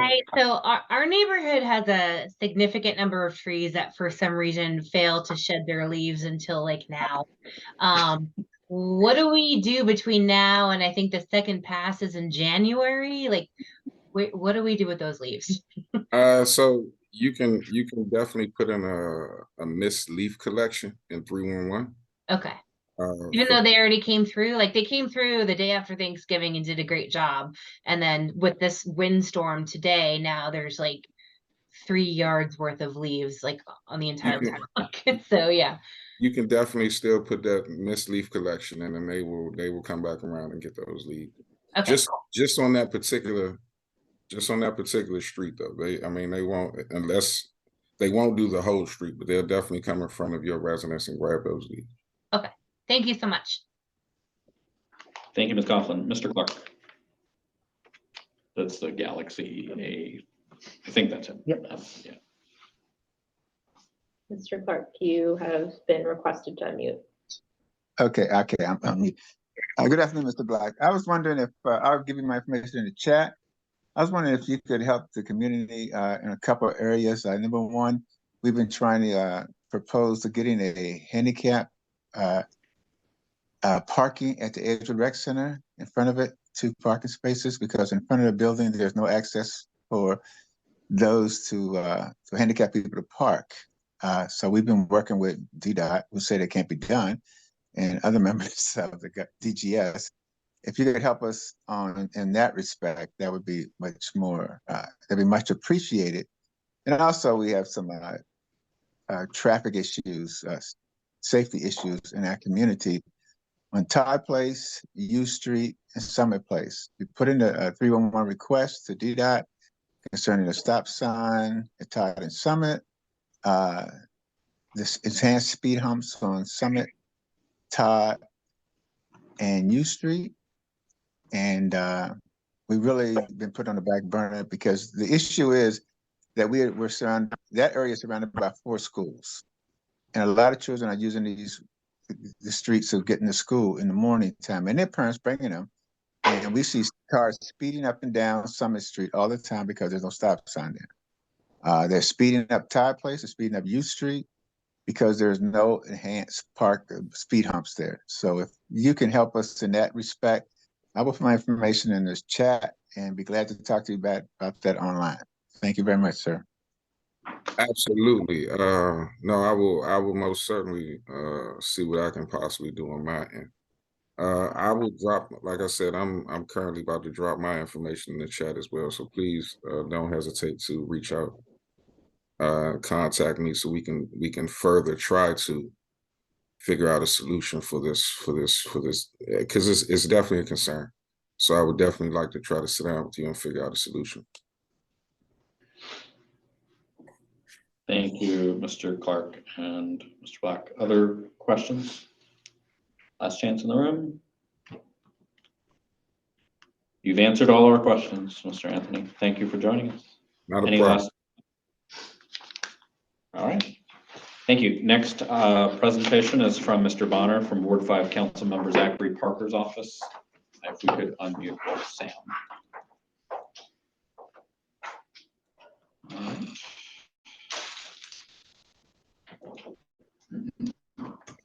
Hey everyone. While we're unmuting him, there we go. Okay.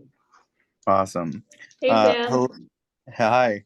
Hey everyone. Oh, there I am.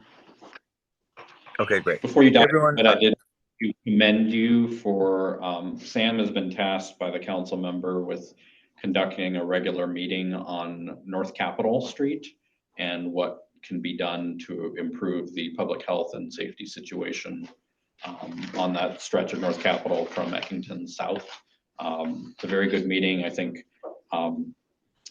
he's looking for more community leaders to participate in that, but I did want to commend you. It's a hard topic and there's a lot of voices and a lot of chefs in the kitchen, and you did a very, very good job keeping us constructive and moving forward in that meeting. Well, thank you. And yeah, if you're interested in joining those conversations. I'll tell your boss. I won't just say that to you. I'll tell that to your boss too.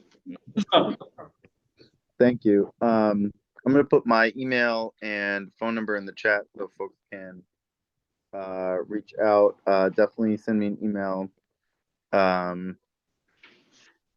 if you would like to participate in the North Capitol Trust Builders is what we're calling it. Really about, we've been trying the just be a little tougher, just have a kind of silent presence and watch things and put up cameras. And there's a new camera there. So we're doing all that. And there has been an increased police presence. But as Commander Altieri said, we're not going to police our way out of a cultural substance abuse and, poverty issues. So to that effect, there was an interest from the community, and there's some different plans and ideas of we could better coordinate the resources that are already there, and just have them more on the same page, working together. And from a macro perspective, that is the problem I've seen across the board with a lot of the issues we've talked about in our city. Anytime people are like, well, we should do this, we should go back to this, we should do this more, we should spend more money on this. We are spending money, we are doing that. There is a program or many programs sometimes. What we're finding more and more as we've been in office for the last 11 months is there isn't enough coordination and strategy around the different programs, the different agencies, not just whole of government, but the whole of community approach, right? So both the agencies and the nonprofits and the violence interrupters and the business improvement district and the Main Street and the commissioners and the civic leaders and the council member and the sum, which is all there anyway. So that's all to say, that's an approach we're doing both on that North Capitol and that stretch. It has been an open air drug market for decades, as well as we're exploring what might be possible at the Edgewood Rec Center to create almost like an Edgewood Trust to help young people find jobs, find meaningful economic opportunities, not just another paid training where it doesn't really lead them anywhere. But what are the ways we can, as different members in coalition, different leaders in the community come together and provide real meaningful support. That doesn't just say, oh, we only do this, but if you're like, where do you need, how can we help you? And so that's an approach we've been really focused on in this area so far. Just to take a step back, though, I realize I haven't introduced myself. I'm Sam Bonner. I work for Councilmember Zachary Parker's office. I do constituent services for ANC 5E and 5F, which I am right on the border of. I'm on Rhode Island and Lincoln. And so a couple updates from the council. There was a big hearing on the crime bill that the mayor proposed recently. And I know the council member was very much engaged in those conversations and testimony. And again, the sense we've heard from the community is there's some really good parts in it. There's some parts he has some questions on. People really want something to be done. But that doesn't mean that every piece of this is the right move. So he's really open to actually engaging in the details of what can be done legislatively, what changes are actually needed legislatively, and then more importantly, what we've heard from the data, what we've heard from the community is the issues are more than that. Coordination, implementation, and also a lot of judicial issues. So the U.S. Attorney's Office specifically. So we're hoping to kind of keep pushing on the coordination side of things, which is not our purview. That is all under the mayor's office. But in our role as oversight and budget and deciding where we can step in legislatively, we need to be addressing those issues. To that end, we have a public safety call, which our second one is actually tomorrow. I encourage you all to join if you're able. I know it is during the workday. But that is simply because we want to make sure we are getting the important players. And I just dropped the link in the chat. We want to make sure we're getting the important players to show up, to be able to be asked tough questions, and also to be pressuring them to do the coordination that we see as missing and what we've heard from the community is missing. Tomorrow we'll have the director of Department of Behavioral Health. I know it's a big issue nearby in ANC 5E. Sorry, I put the wrong thing. It's monthly call. If you could update it, so not monthly call. So there was a big issue with a individual who's mentally disturbed, who attacked some students. Some daycare teachers recently, and it's really brought to life the ways that a lot of folks are slipping through the cracks. There aren't comprehensive solutions for mental health and wraparound services. There's a lot of programs, but not, again, strategic and comprehensive programs. And so Dr. Bazran from the Department of Behavioral Health will be sharing about that process. Commander Altieri of the 5th District, who covers ANC 5F, will be talking. And the U.S. Attorney himself, Matthew Graves, although he is not a district employee, he is a federal and presidential appointee. Sort of the weirdness of our judicial system here, that our adult prosecutor is not actually accountable to the people. One of the many reasons why we think there is a specific dysfunction in DC. Really encourage everyone to go check out what hearings are coming up. The big one was today, but there's a variety of other ones, both on crime bills and also on a variety of other things. And we also encourage people to go ask the Committee on Judiciary to hold a hearing on our bill that we put forward called the Reasonable Controls on Firearms Bill, which would give both the Attorney General and everyday citizens a new tool to actually go after gun manufacturers and hold them accountable for the guns that are in our streets, which is a different approach, but is also a little bit more direct towards actual guns and maybe affecting the system-wide incentives around gun control. So you can go to the dccouncil.gov/ and go to hearings management system and see all the upcoming opportunities to weigh in, and you can easily click on them and sign up to testify. Encourage everyone to do that. And also, if there's a bill that you know about, including, we've introduced some bills, the environmental Justice Act, which we really appreciate y'all considering and passing with support, the School Supports Act, and the district child tax credit are some of the top ones that we've been putting out lately, to give more, raise the economic floor for families with small children. You can call those committees to ask them to hold a hearing. And if you're interested in any of that or asking questions about navigating different committees, the best way to get involved and make change, different ideas, or wondering why certain things are not able to be changed and where are the leverage points, I'm happy to help with you. I call it civic mutual aid. Really love to help people become advocates and think about the best ways to strategically get involved. So I put my information in the chat, so please feel free to reach out. Happy to answer questions now, both about the council, more broadly about safety, or anything else. Thank you, Mr. Bonner. We'll start with questions from commissioners and then we'll go to members of the public. Not seeing questions. Okay. Yep, no? No. Okay. I'll reach out separately. All right. Any member of the public? We'll start with anybody in the room for Mr. Bonner from Councilmember Parker's office. All right. Anyone online? Looks like Phyllis Curitin, if we could unmute her. Hi there, hello, we cannot copy Sam's information from chat. Could someone change it so we could copy it, please? Yeah. Thank you. I believe that's on Zoom. I don't know if we can. What we encourage folks to do is email 5f@anc.dc.gov with requests for contact information. Okay. It's sbonner@dccouncil.gov. Yeah, and I can share it also. It's SB as in boy ONAR at DCCouncil DCCOUNCIL.gov, and my number is 202-724-1344. And Miss Phyllis, I know I saw that I got a voicemail from you today, so I will be calling you back tomorrow.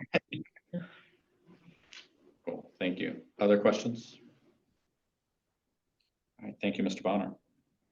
Next item we have is Amanda Holloway from the Department of Energy and the Environment on Clean Energy DC 2.0. Yeah. I've got a message from the person who's doing the presentation. Give me a second to find it. Jamie Donovan. It says, go ahead and unmute him. Jamie, can you hear? You've been unmuted.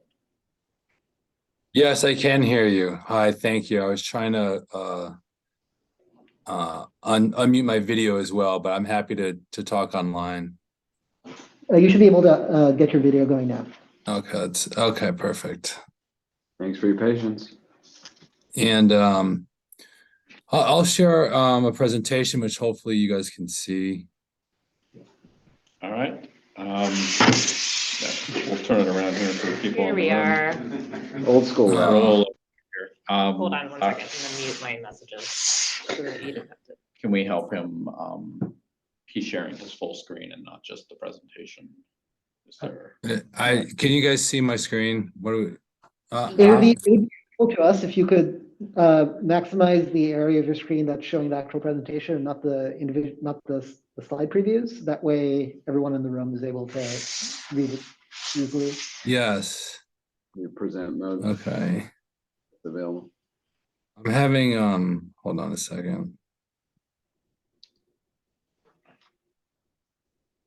Well, you know what? I'm not going to share my screen because I'm having some technical difficulties, but I can share it. I can share my slides with you, and you guys can send it around. I'm Jamie Donovan. I'm with the Department of Energy and Environment, and I'm the project manager for one of our sustainability plans called Clean Energy DC. And so this is a plan that functions as the city's climate and energy action plan. And the last plan was released in 2018, and it sets all sorts of different goals and recommends different policies. So, for example, I recommend procuring more renewable energy and making our buildings more efficient. And then usually what happens is the council and the mayor's office takes a look at them and says, okay, these are good policies, and they turn them into law or executive orders. And then other programs and agencies use that information to make programs. And so we're in the process of updating our new plan on a 5-year time period. And so I just want to, make sure raises everyone's awareness that this is going on and that we have a public comment period open right now through next Monday. If you want to make any recommendations or raise any priorities in your community on things you think that the government should be doing, whether it's on electric vehicles or building sustainability or helping the city get more renewable energy, whether it's solar or battery storage, we want to hear from you, and you have the opportunity to just make recommendations, but also we've published a draft roadmap, which is a set of policies based on pretty extensive outreach we've done with the community. And so you can review that as well and let us know what you think. And I'll put in the chat our website, which is where you can find all this information. It's sort of the hub for everything. And so I'd advise you to go there. And if you have any comments or want to be involved, you can add your comments through the website, or please reach out to me directly. And I'm happy to talk to any of you about what's going on at DOE in the clean energy area, or connect you with the right people. So thank you, commissioners, for having me, and residents who have remained on the call to listen to my presentation. Thank you, Mr. Donovan. And if you want to send us the PowerPoint, we'll be sure to circulate that So to the yeah, community. he did send it to me. I just got it yesterday and I haven't forwarded it on yet. So Okay, I will send we'll include that link in what we send out. Questions or comments from commissioners? Commissioner Galvin. Yeah, I just, first of all, thanks so much for joining today, Jamie. And one of the things as I read the report over the weekend, one of the things that kind of in our community, certainly we have quite a bit of industrial space. And I think there are some really good opportunities for us to help regulate some of the emissions from vehicles. We have a ton of ton of gas, diesel school buses, as well as significant large trucks like Fort Myers Construction Company and some other contractors in the area. And I'd love to see if there are opportunities where we can maybe change the type of fuel that is used, like ultra low sulfur diesel, or potentially help with that regulation first as a lower cost option to reduce emissions earlier, and also potentially to eventually electrify the fleet of vehicles that are there. I think that would make just a tremendous effort for the community, or a tremendous benefit to the community from a public health perspective. So those are my 2 cents. I will be happy to submit those comments remotely as well. But if you could take that back, I'd love to hear any ideas or thoughts you may have as well.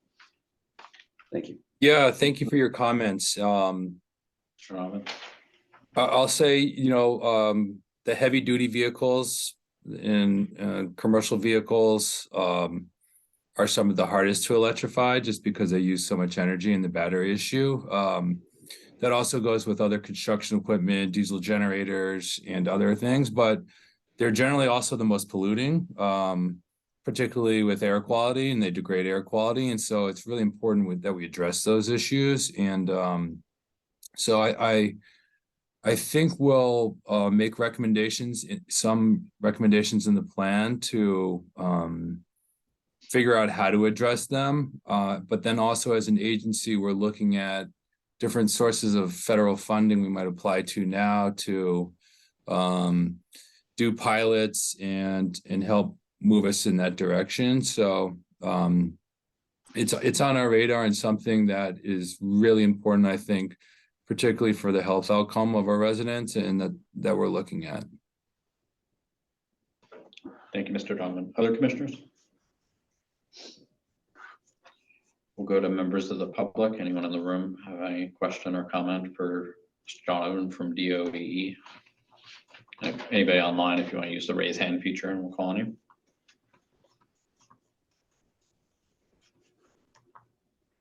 Not seeing anyone. I have a question. While we have you, you may not know the answer to this, but DOE is in charge of the license renewals for some of our industrial facilities in Eckington and the area, including the Fort Myer plant. And I think we've been waiting to hear on the public comment process plans that DOE will have before they process that license renewal. I was wondering if you had any information on when we might hear about that. So I am familiar with the site because I bike by it every day, but I can't say I'm familiar with the actual license renewal on this issue. But I will take that back to our team and bring it to their awareness that this was raised during this this meeting. And would you like a response from our agency? Yeah, I'd appreciate it. Because I know I think there would be a lot of community members that will want to give input on that process when it begins. We want to make sure we don't miss the boat on it, certainly.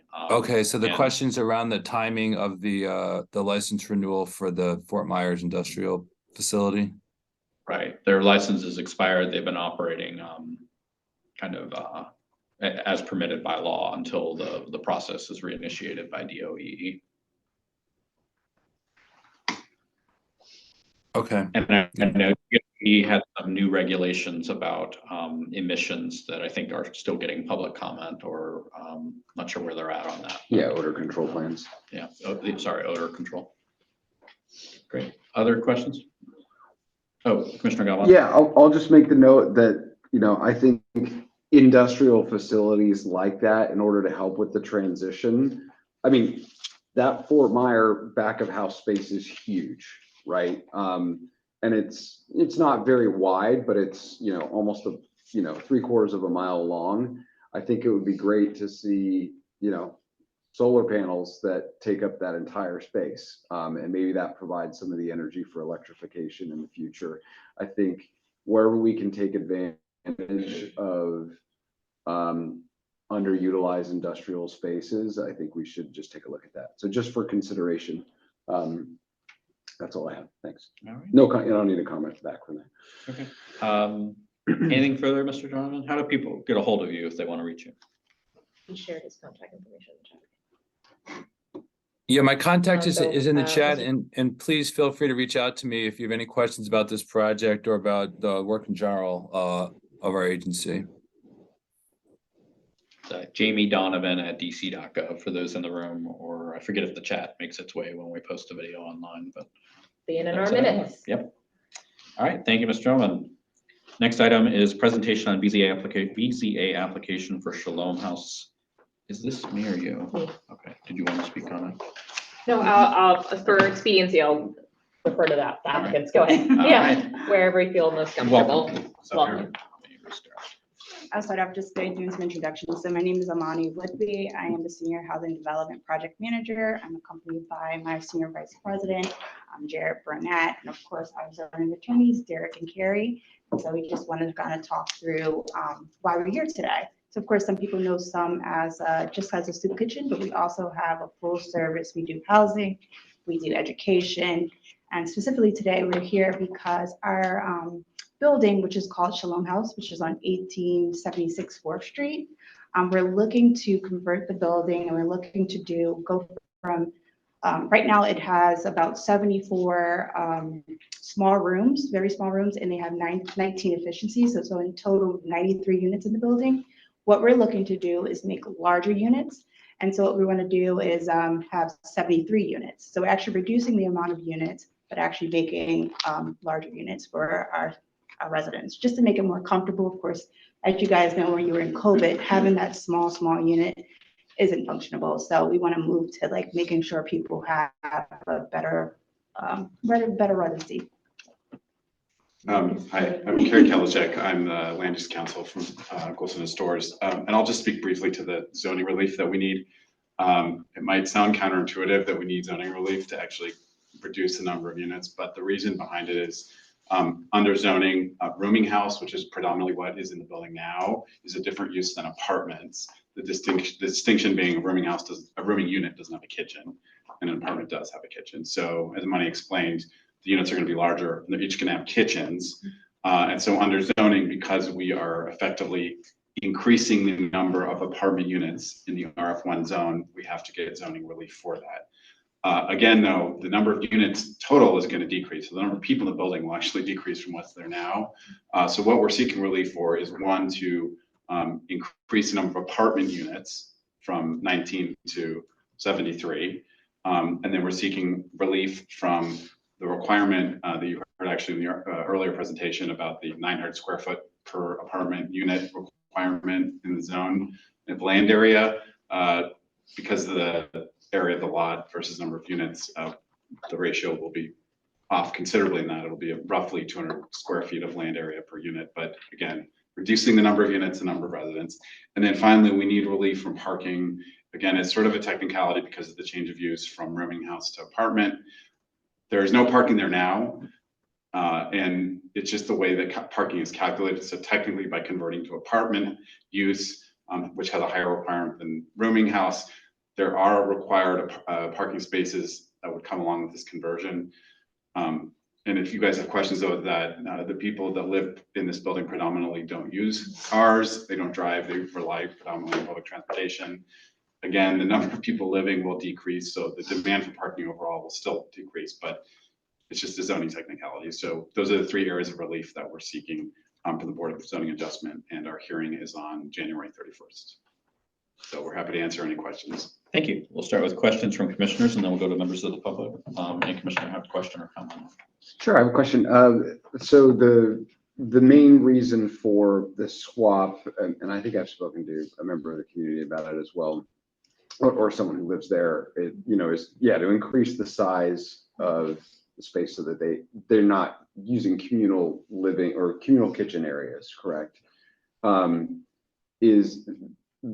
So everyone's obviously gonna have to move out. Are you gonna stage a zone, or sorry, you're gonna stage the construction in different phases, or it's gonna be all at once? So everyone will be displaced at some point and come back, or what's that kind of plan at this point? You may not know that answer. I can speak to a little bit, Jared Brennan with some.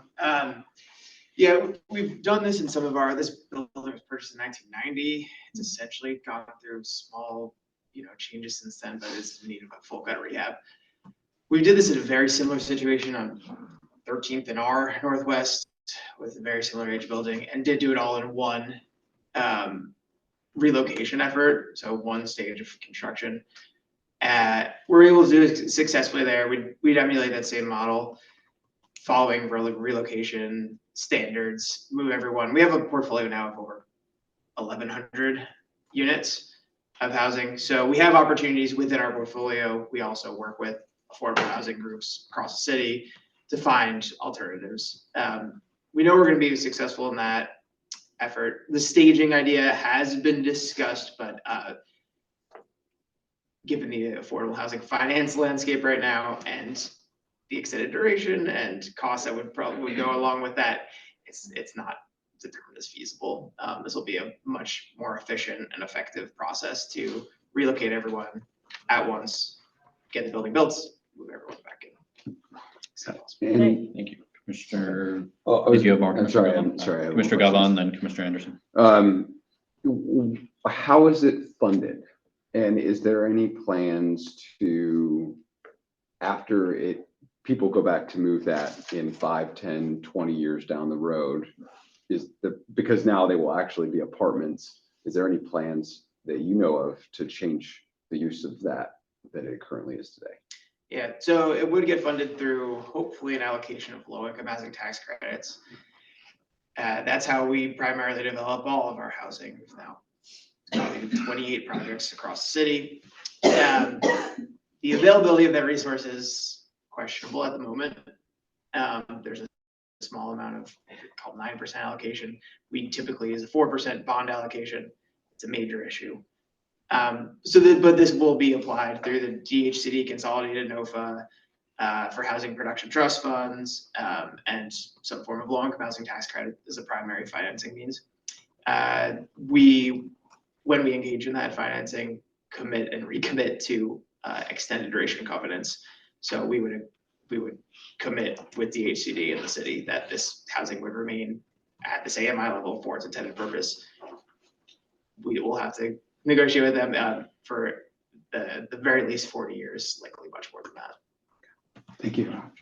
Commissioner Anderson. I just wanted to raise, because when we had spoken a couple months ago about this project, I had similar questions about like staging and raise a concern about, it sounds like there's been a need to have some of the more independent housing units. But the one point that was raised that I think that hasn't been mentioned in this presentation was about the new facility on North Capitol. So there's additional housing in our area for the North Capitol facility. Good point. Yeah.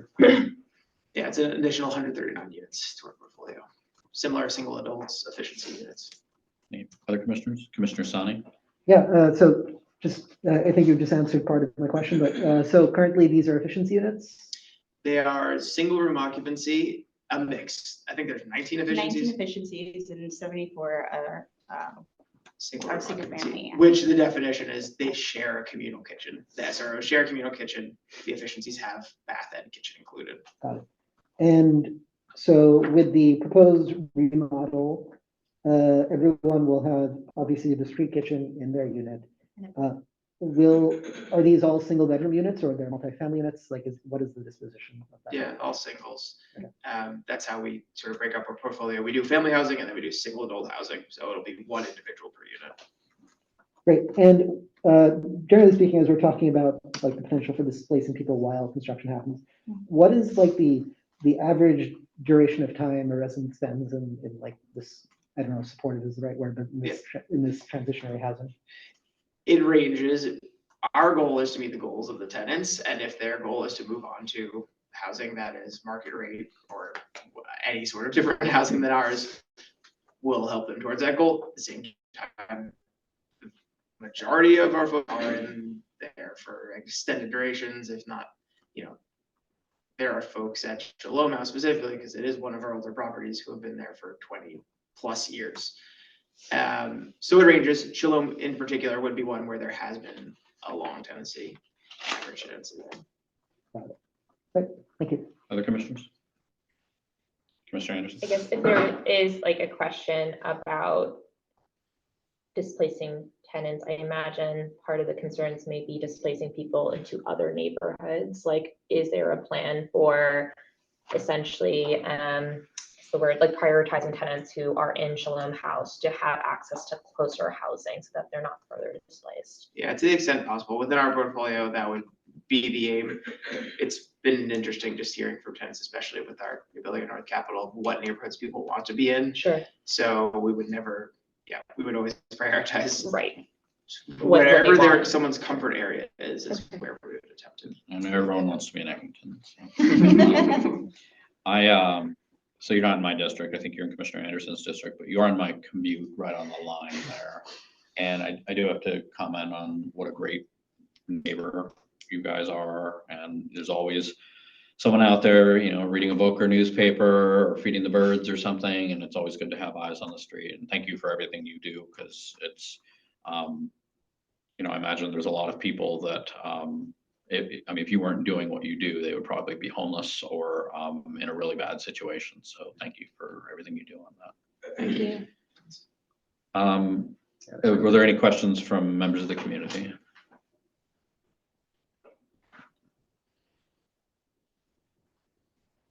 Seeing none, I just had one question, I guess, for Commissioner Anderson. Same question I had on the previous applicant. Do you have a idea of what you want the next step to be on this application, since we're not acting tonight? Yeah, I would propose that we take action in our December meeting. Since the hearing is in January, we have sufficient time to take action then. Okay. I'll leave you with the last word if there's anything else you want to say that we haven't covered. Thanks. Yeah, Thank you. Thank you very much. Thanks for your patience. It's late. All right. Next reporter presentation is from Alexandra Kane, Assistant Attorney General of the Equitable Land Use Section, Commercial Division of the Office of the Attorney General. If we could unmute Ms. Kane. While we're unmuting, I'll note that one of my first internships in DC was for the DC Attorney General's office. It was a long time ago. Good evening, commissioners. Good to see you. Thank you for having us here tonight. Said I'm Alex Kane. I'm an attorney in the equitable land use section of OAG.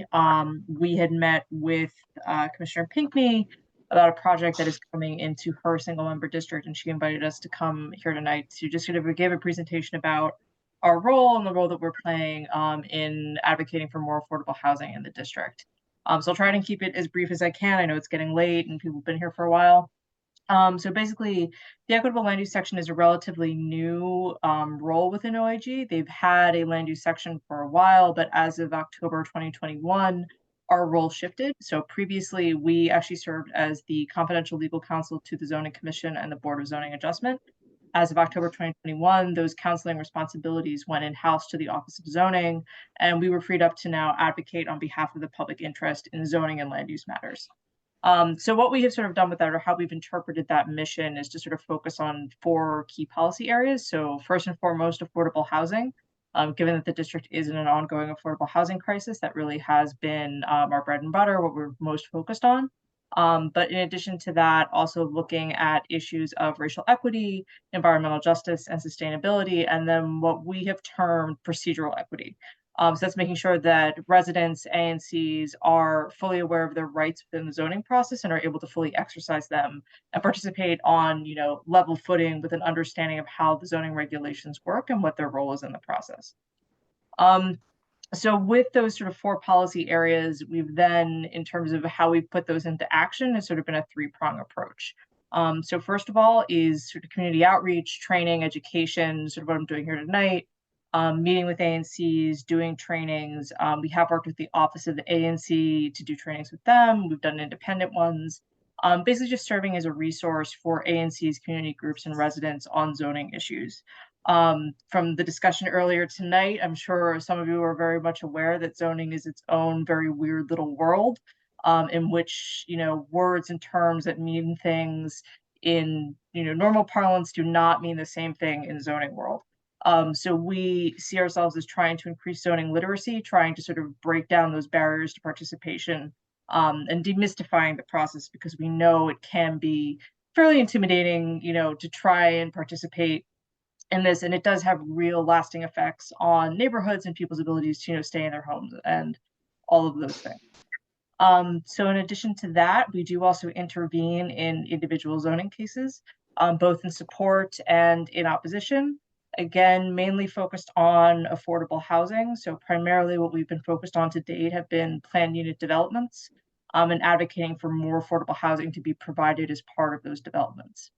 And then lastly, we have also done proactive action, which primarily has been proposing amendments to the zoning regulations, again, focusing on affordable housing, trying to expand the inclusionary zoning regulations to reach deeper levels of affordability, and trying, expand the scope of what is already in the regs.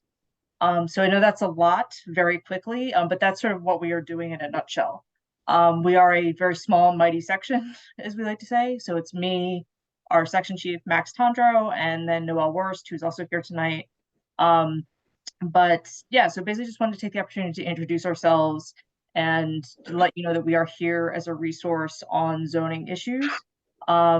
Even if we get involved in a specific case, we obviously want to work with the ANC, let them know where we're coming in and what our position is. But even if those positions differ, we want to make sure that the ANC sort of understands the process and is able to fully participate. So with that, I will wrap it up. And if the commission or people in the audience have any questions, happy to answer them. And I will also drop my information into the chat. Thank you, Ms. Kane. We'll start with questions or comments from commissioners and then go to members of the public. Any commissioner? All right, members of the public, same deal. If you're in the room, raise your hand, or if you're online, use the raise hand feature and we'll call on you.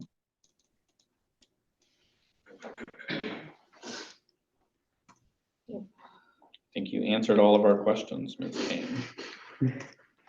Glad to hear it. All right, and it's alexander.kane@dc.gov or landuse@dc.gov. Yep. Thank you for joining us. All right, thank you guys. Thank you. The next report, I'm sorry, we have hit 9:30, which under our rules means we have to adjourn unless we extend time. I move to extend my 10 minutes. All right, Commissioner Anderson moves to extend time by 10 minutes. I second. Seconded by Commissioner Sani. Is there any objection? Without objection, we are extended till 9:43 p.m. And the next presentation we have is from the Department of Buildings. I'm sorry. Thank you so much for your patience. I'm sorry, could you remind me your name? Hazel Crawford. Hazel. Yeah. Yes, hello, hello. Man. So I'll keep it very brief. My name is Hazel Crawford. I'm the Ward 5 account manager for the Department of Buildings.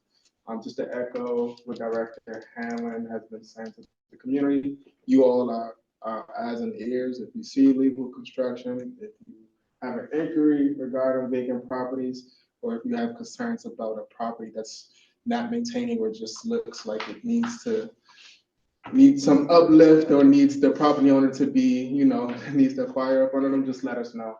I'm here for you all. You need me, reach out to me, Commissioner Anderson, Commissioner Galvin, all of you guys have been very open with me and reaching out to me when you all need something. So please feel free to continue that. Yeah. Thank you. Thank you for joining us tonight. Any questions from commissioners?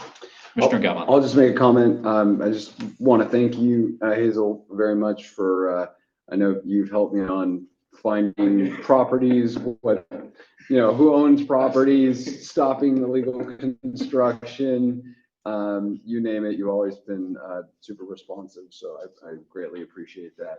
And I just sent something about a follow-up about some construction and some legalities, but I'll follow up with you later on that. But I just want to say thank you. Appreciate it. Thank you. Other commissioners? He's backing away. I think he wants to be done. But I want to hold him back. All right. Any member of the community have any questions for the Department of Buildings? This is your chance. I'm gonna ask a question. So Department of Buildings is new because DCRA, okay, well, Yeah. I'm going first, then we'll go. DCRA was split, and it's Department of Buildings, Department of Licensing. As with any divorce, sometimes people are happier afterwards. Sometimes there's some transition pains. How's it going with a new agency that's kind of an old agency, but a new agency? It's been interesting. Seeing us as the agency that manages the built environment is very complicated, as you can see, with zoning regulations and understanding the construction codes. I don't think it hasn't been this much enforcement from the prior agency to now. So it's been very interesting to learn. As a new agency, we're still learning as we go. From the complaints we get from you all, from the concerns of the community, from the different type of properties that's going up, from the properties that I've heard here, that's the first I've heard of these projects. So I would certainly be looking into those. So it's a learning process. It's a learning curve for the entire agency as a whole. And then what do we go to DOB for versus what we go to licensing? Yeah, so is there a good shorthand? Yeah. I mean, essentially, it's just, if a person wants to open a business and they want to operate whatever they want to do, they have to go through licensing. If they want to build anything or if they're leasing out the property, like the Shalom House, they'll need a certificate of occupancy, of course. So they'll have to come through us in order to satisfy the requirement for the license to, rent out that property. So anything you could think of, if it has to do with construction, obviously you come to us. If there's anything business regulated, you go to DLCP. If you don't know, if you're unsure, just reach out to me and we can figure it out together. Yeah. Perfect. Thank you. Phyllis Curitan, if we could unmute her. Once again, simple request for his information. Okay, cool. Thank Yeah, you. my email address, Hazel, H-A-Z, the letter L as in lion, E, period, Crawford, C-R-A-W-F-O-R-D, the number 1 at dc.gov. Does that mean there's another Hazel Crawford Yeah, at DC? my brother.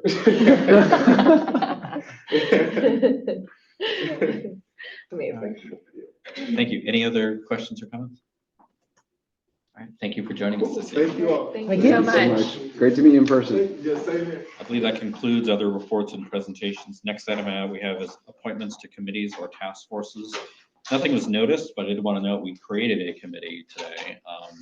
And I wanted to, well, actually, we created two committees, I guess, technically. So I wanted to see if, let me start with the easier one. On community outreach, is there any commissioner that wants to be part of that committee? And I think that might be an easy thing to do if anybody wants to be on that. Not at this time. I wish I had the capacity, but Do we need a commissioner to be on the? We don't, that but committee?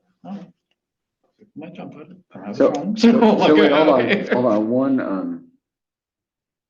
One clarification. So on the resolution, it was 2 months after chair is appointed, after the community outreach committee is developed, the outreach. Yeah, this wouldn't start the clock unless we were naming a chair. Got I it. was just Okay. seeing Okay. if All right. I was anybody just, would be on it. yeah. I Okay. chose chair specifically. Yeah. Okay, good. Got it. Alrighty. Okay, well, I will nominate myself to be on this committee, and if any other commissioner wants to be added on to that motion, happy to do that too. Yeah, I was going to point at everybody, but Okay, I don't think I that'll will- pass. So I think I need to be part of this. So yeah, add me. Yep. All right, so I will move to appoint Commissioners Anderson, Galvan, and myself, Bishop Henchman, to the Outreach Committee. Is there, I believe we're calling it the engagement. excuse me, Community Engagement Committee. Thank you for the correction on that. Is there a second? Second. Is there any objection? Without objection.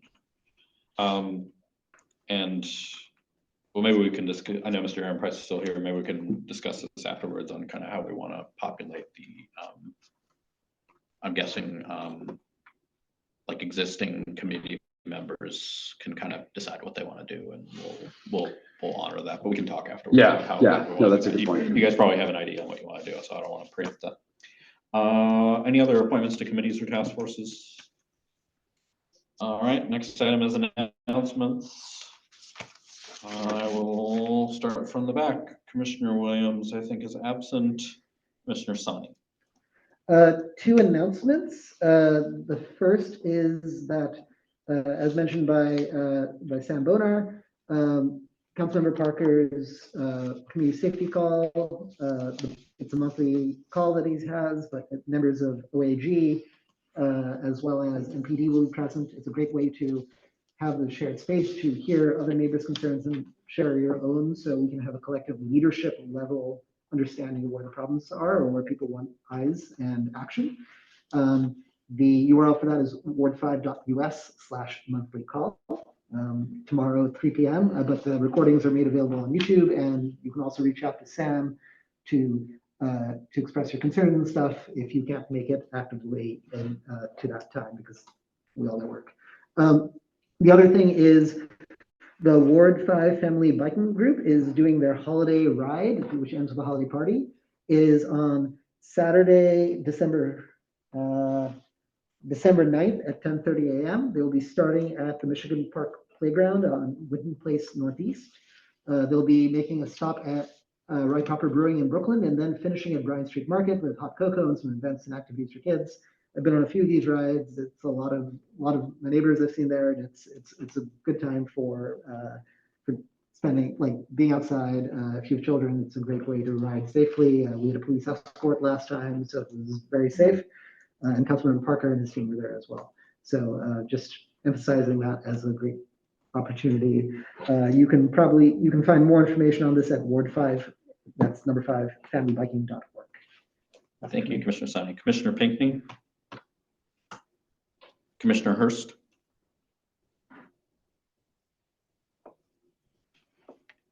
Commissioner Galvan. Oh, I'm sorry. Did we have to unmute him? Mhm. Oh, okay. Sorry. Your colors. You should. Okay. I think that is a no. Okay. Commissioner Gallon?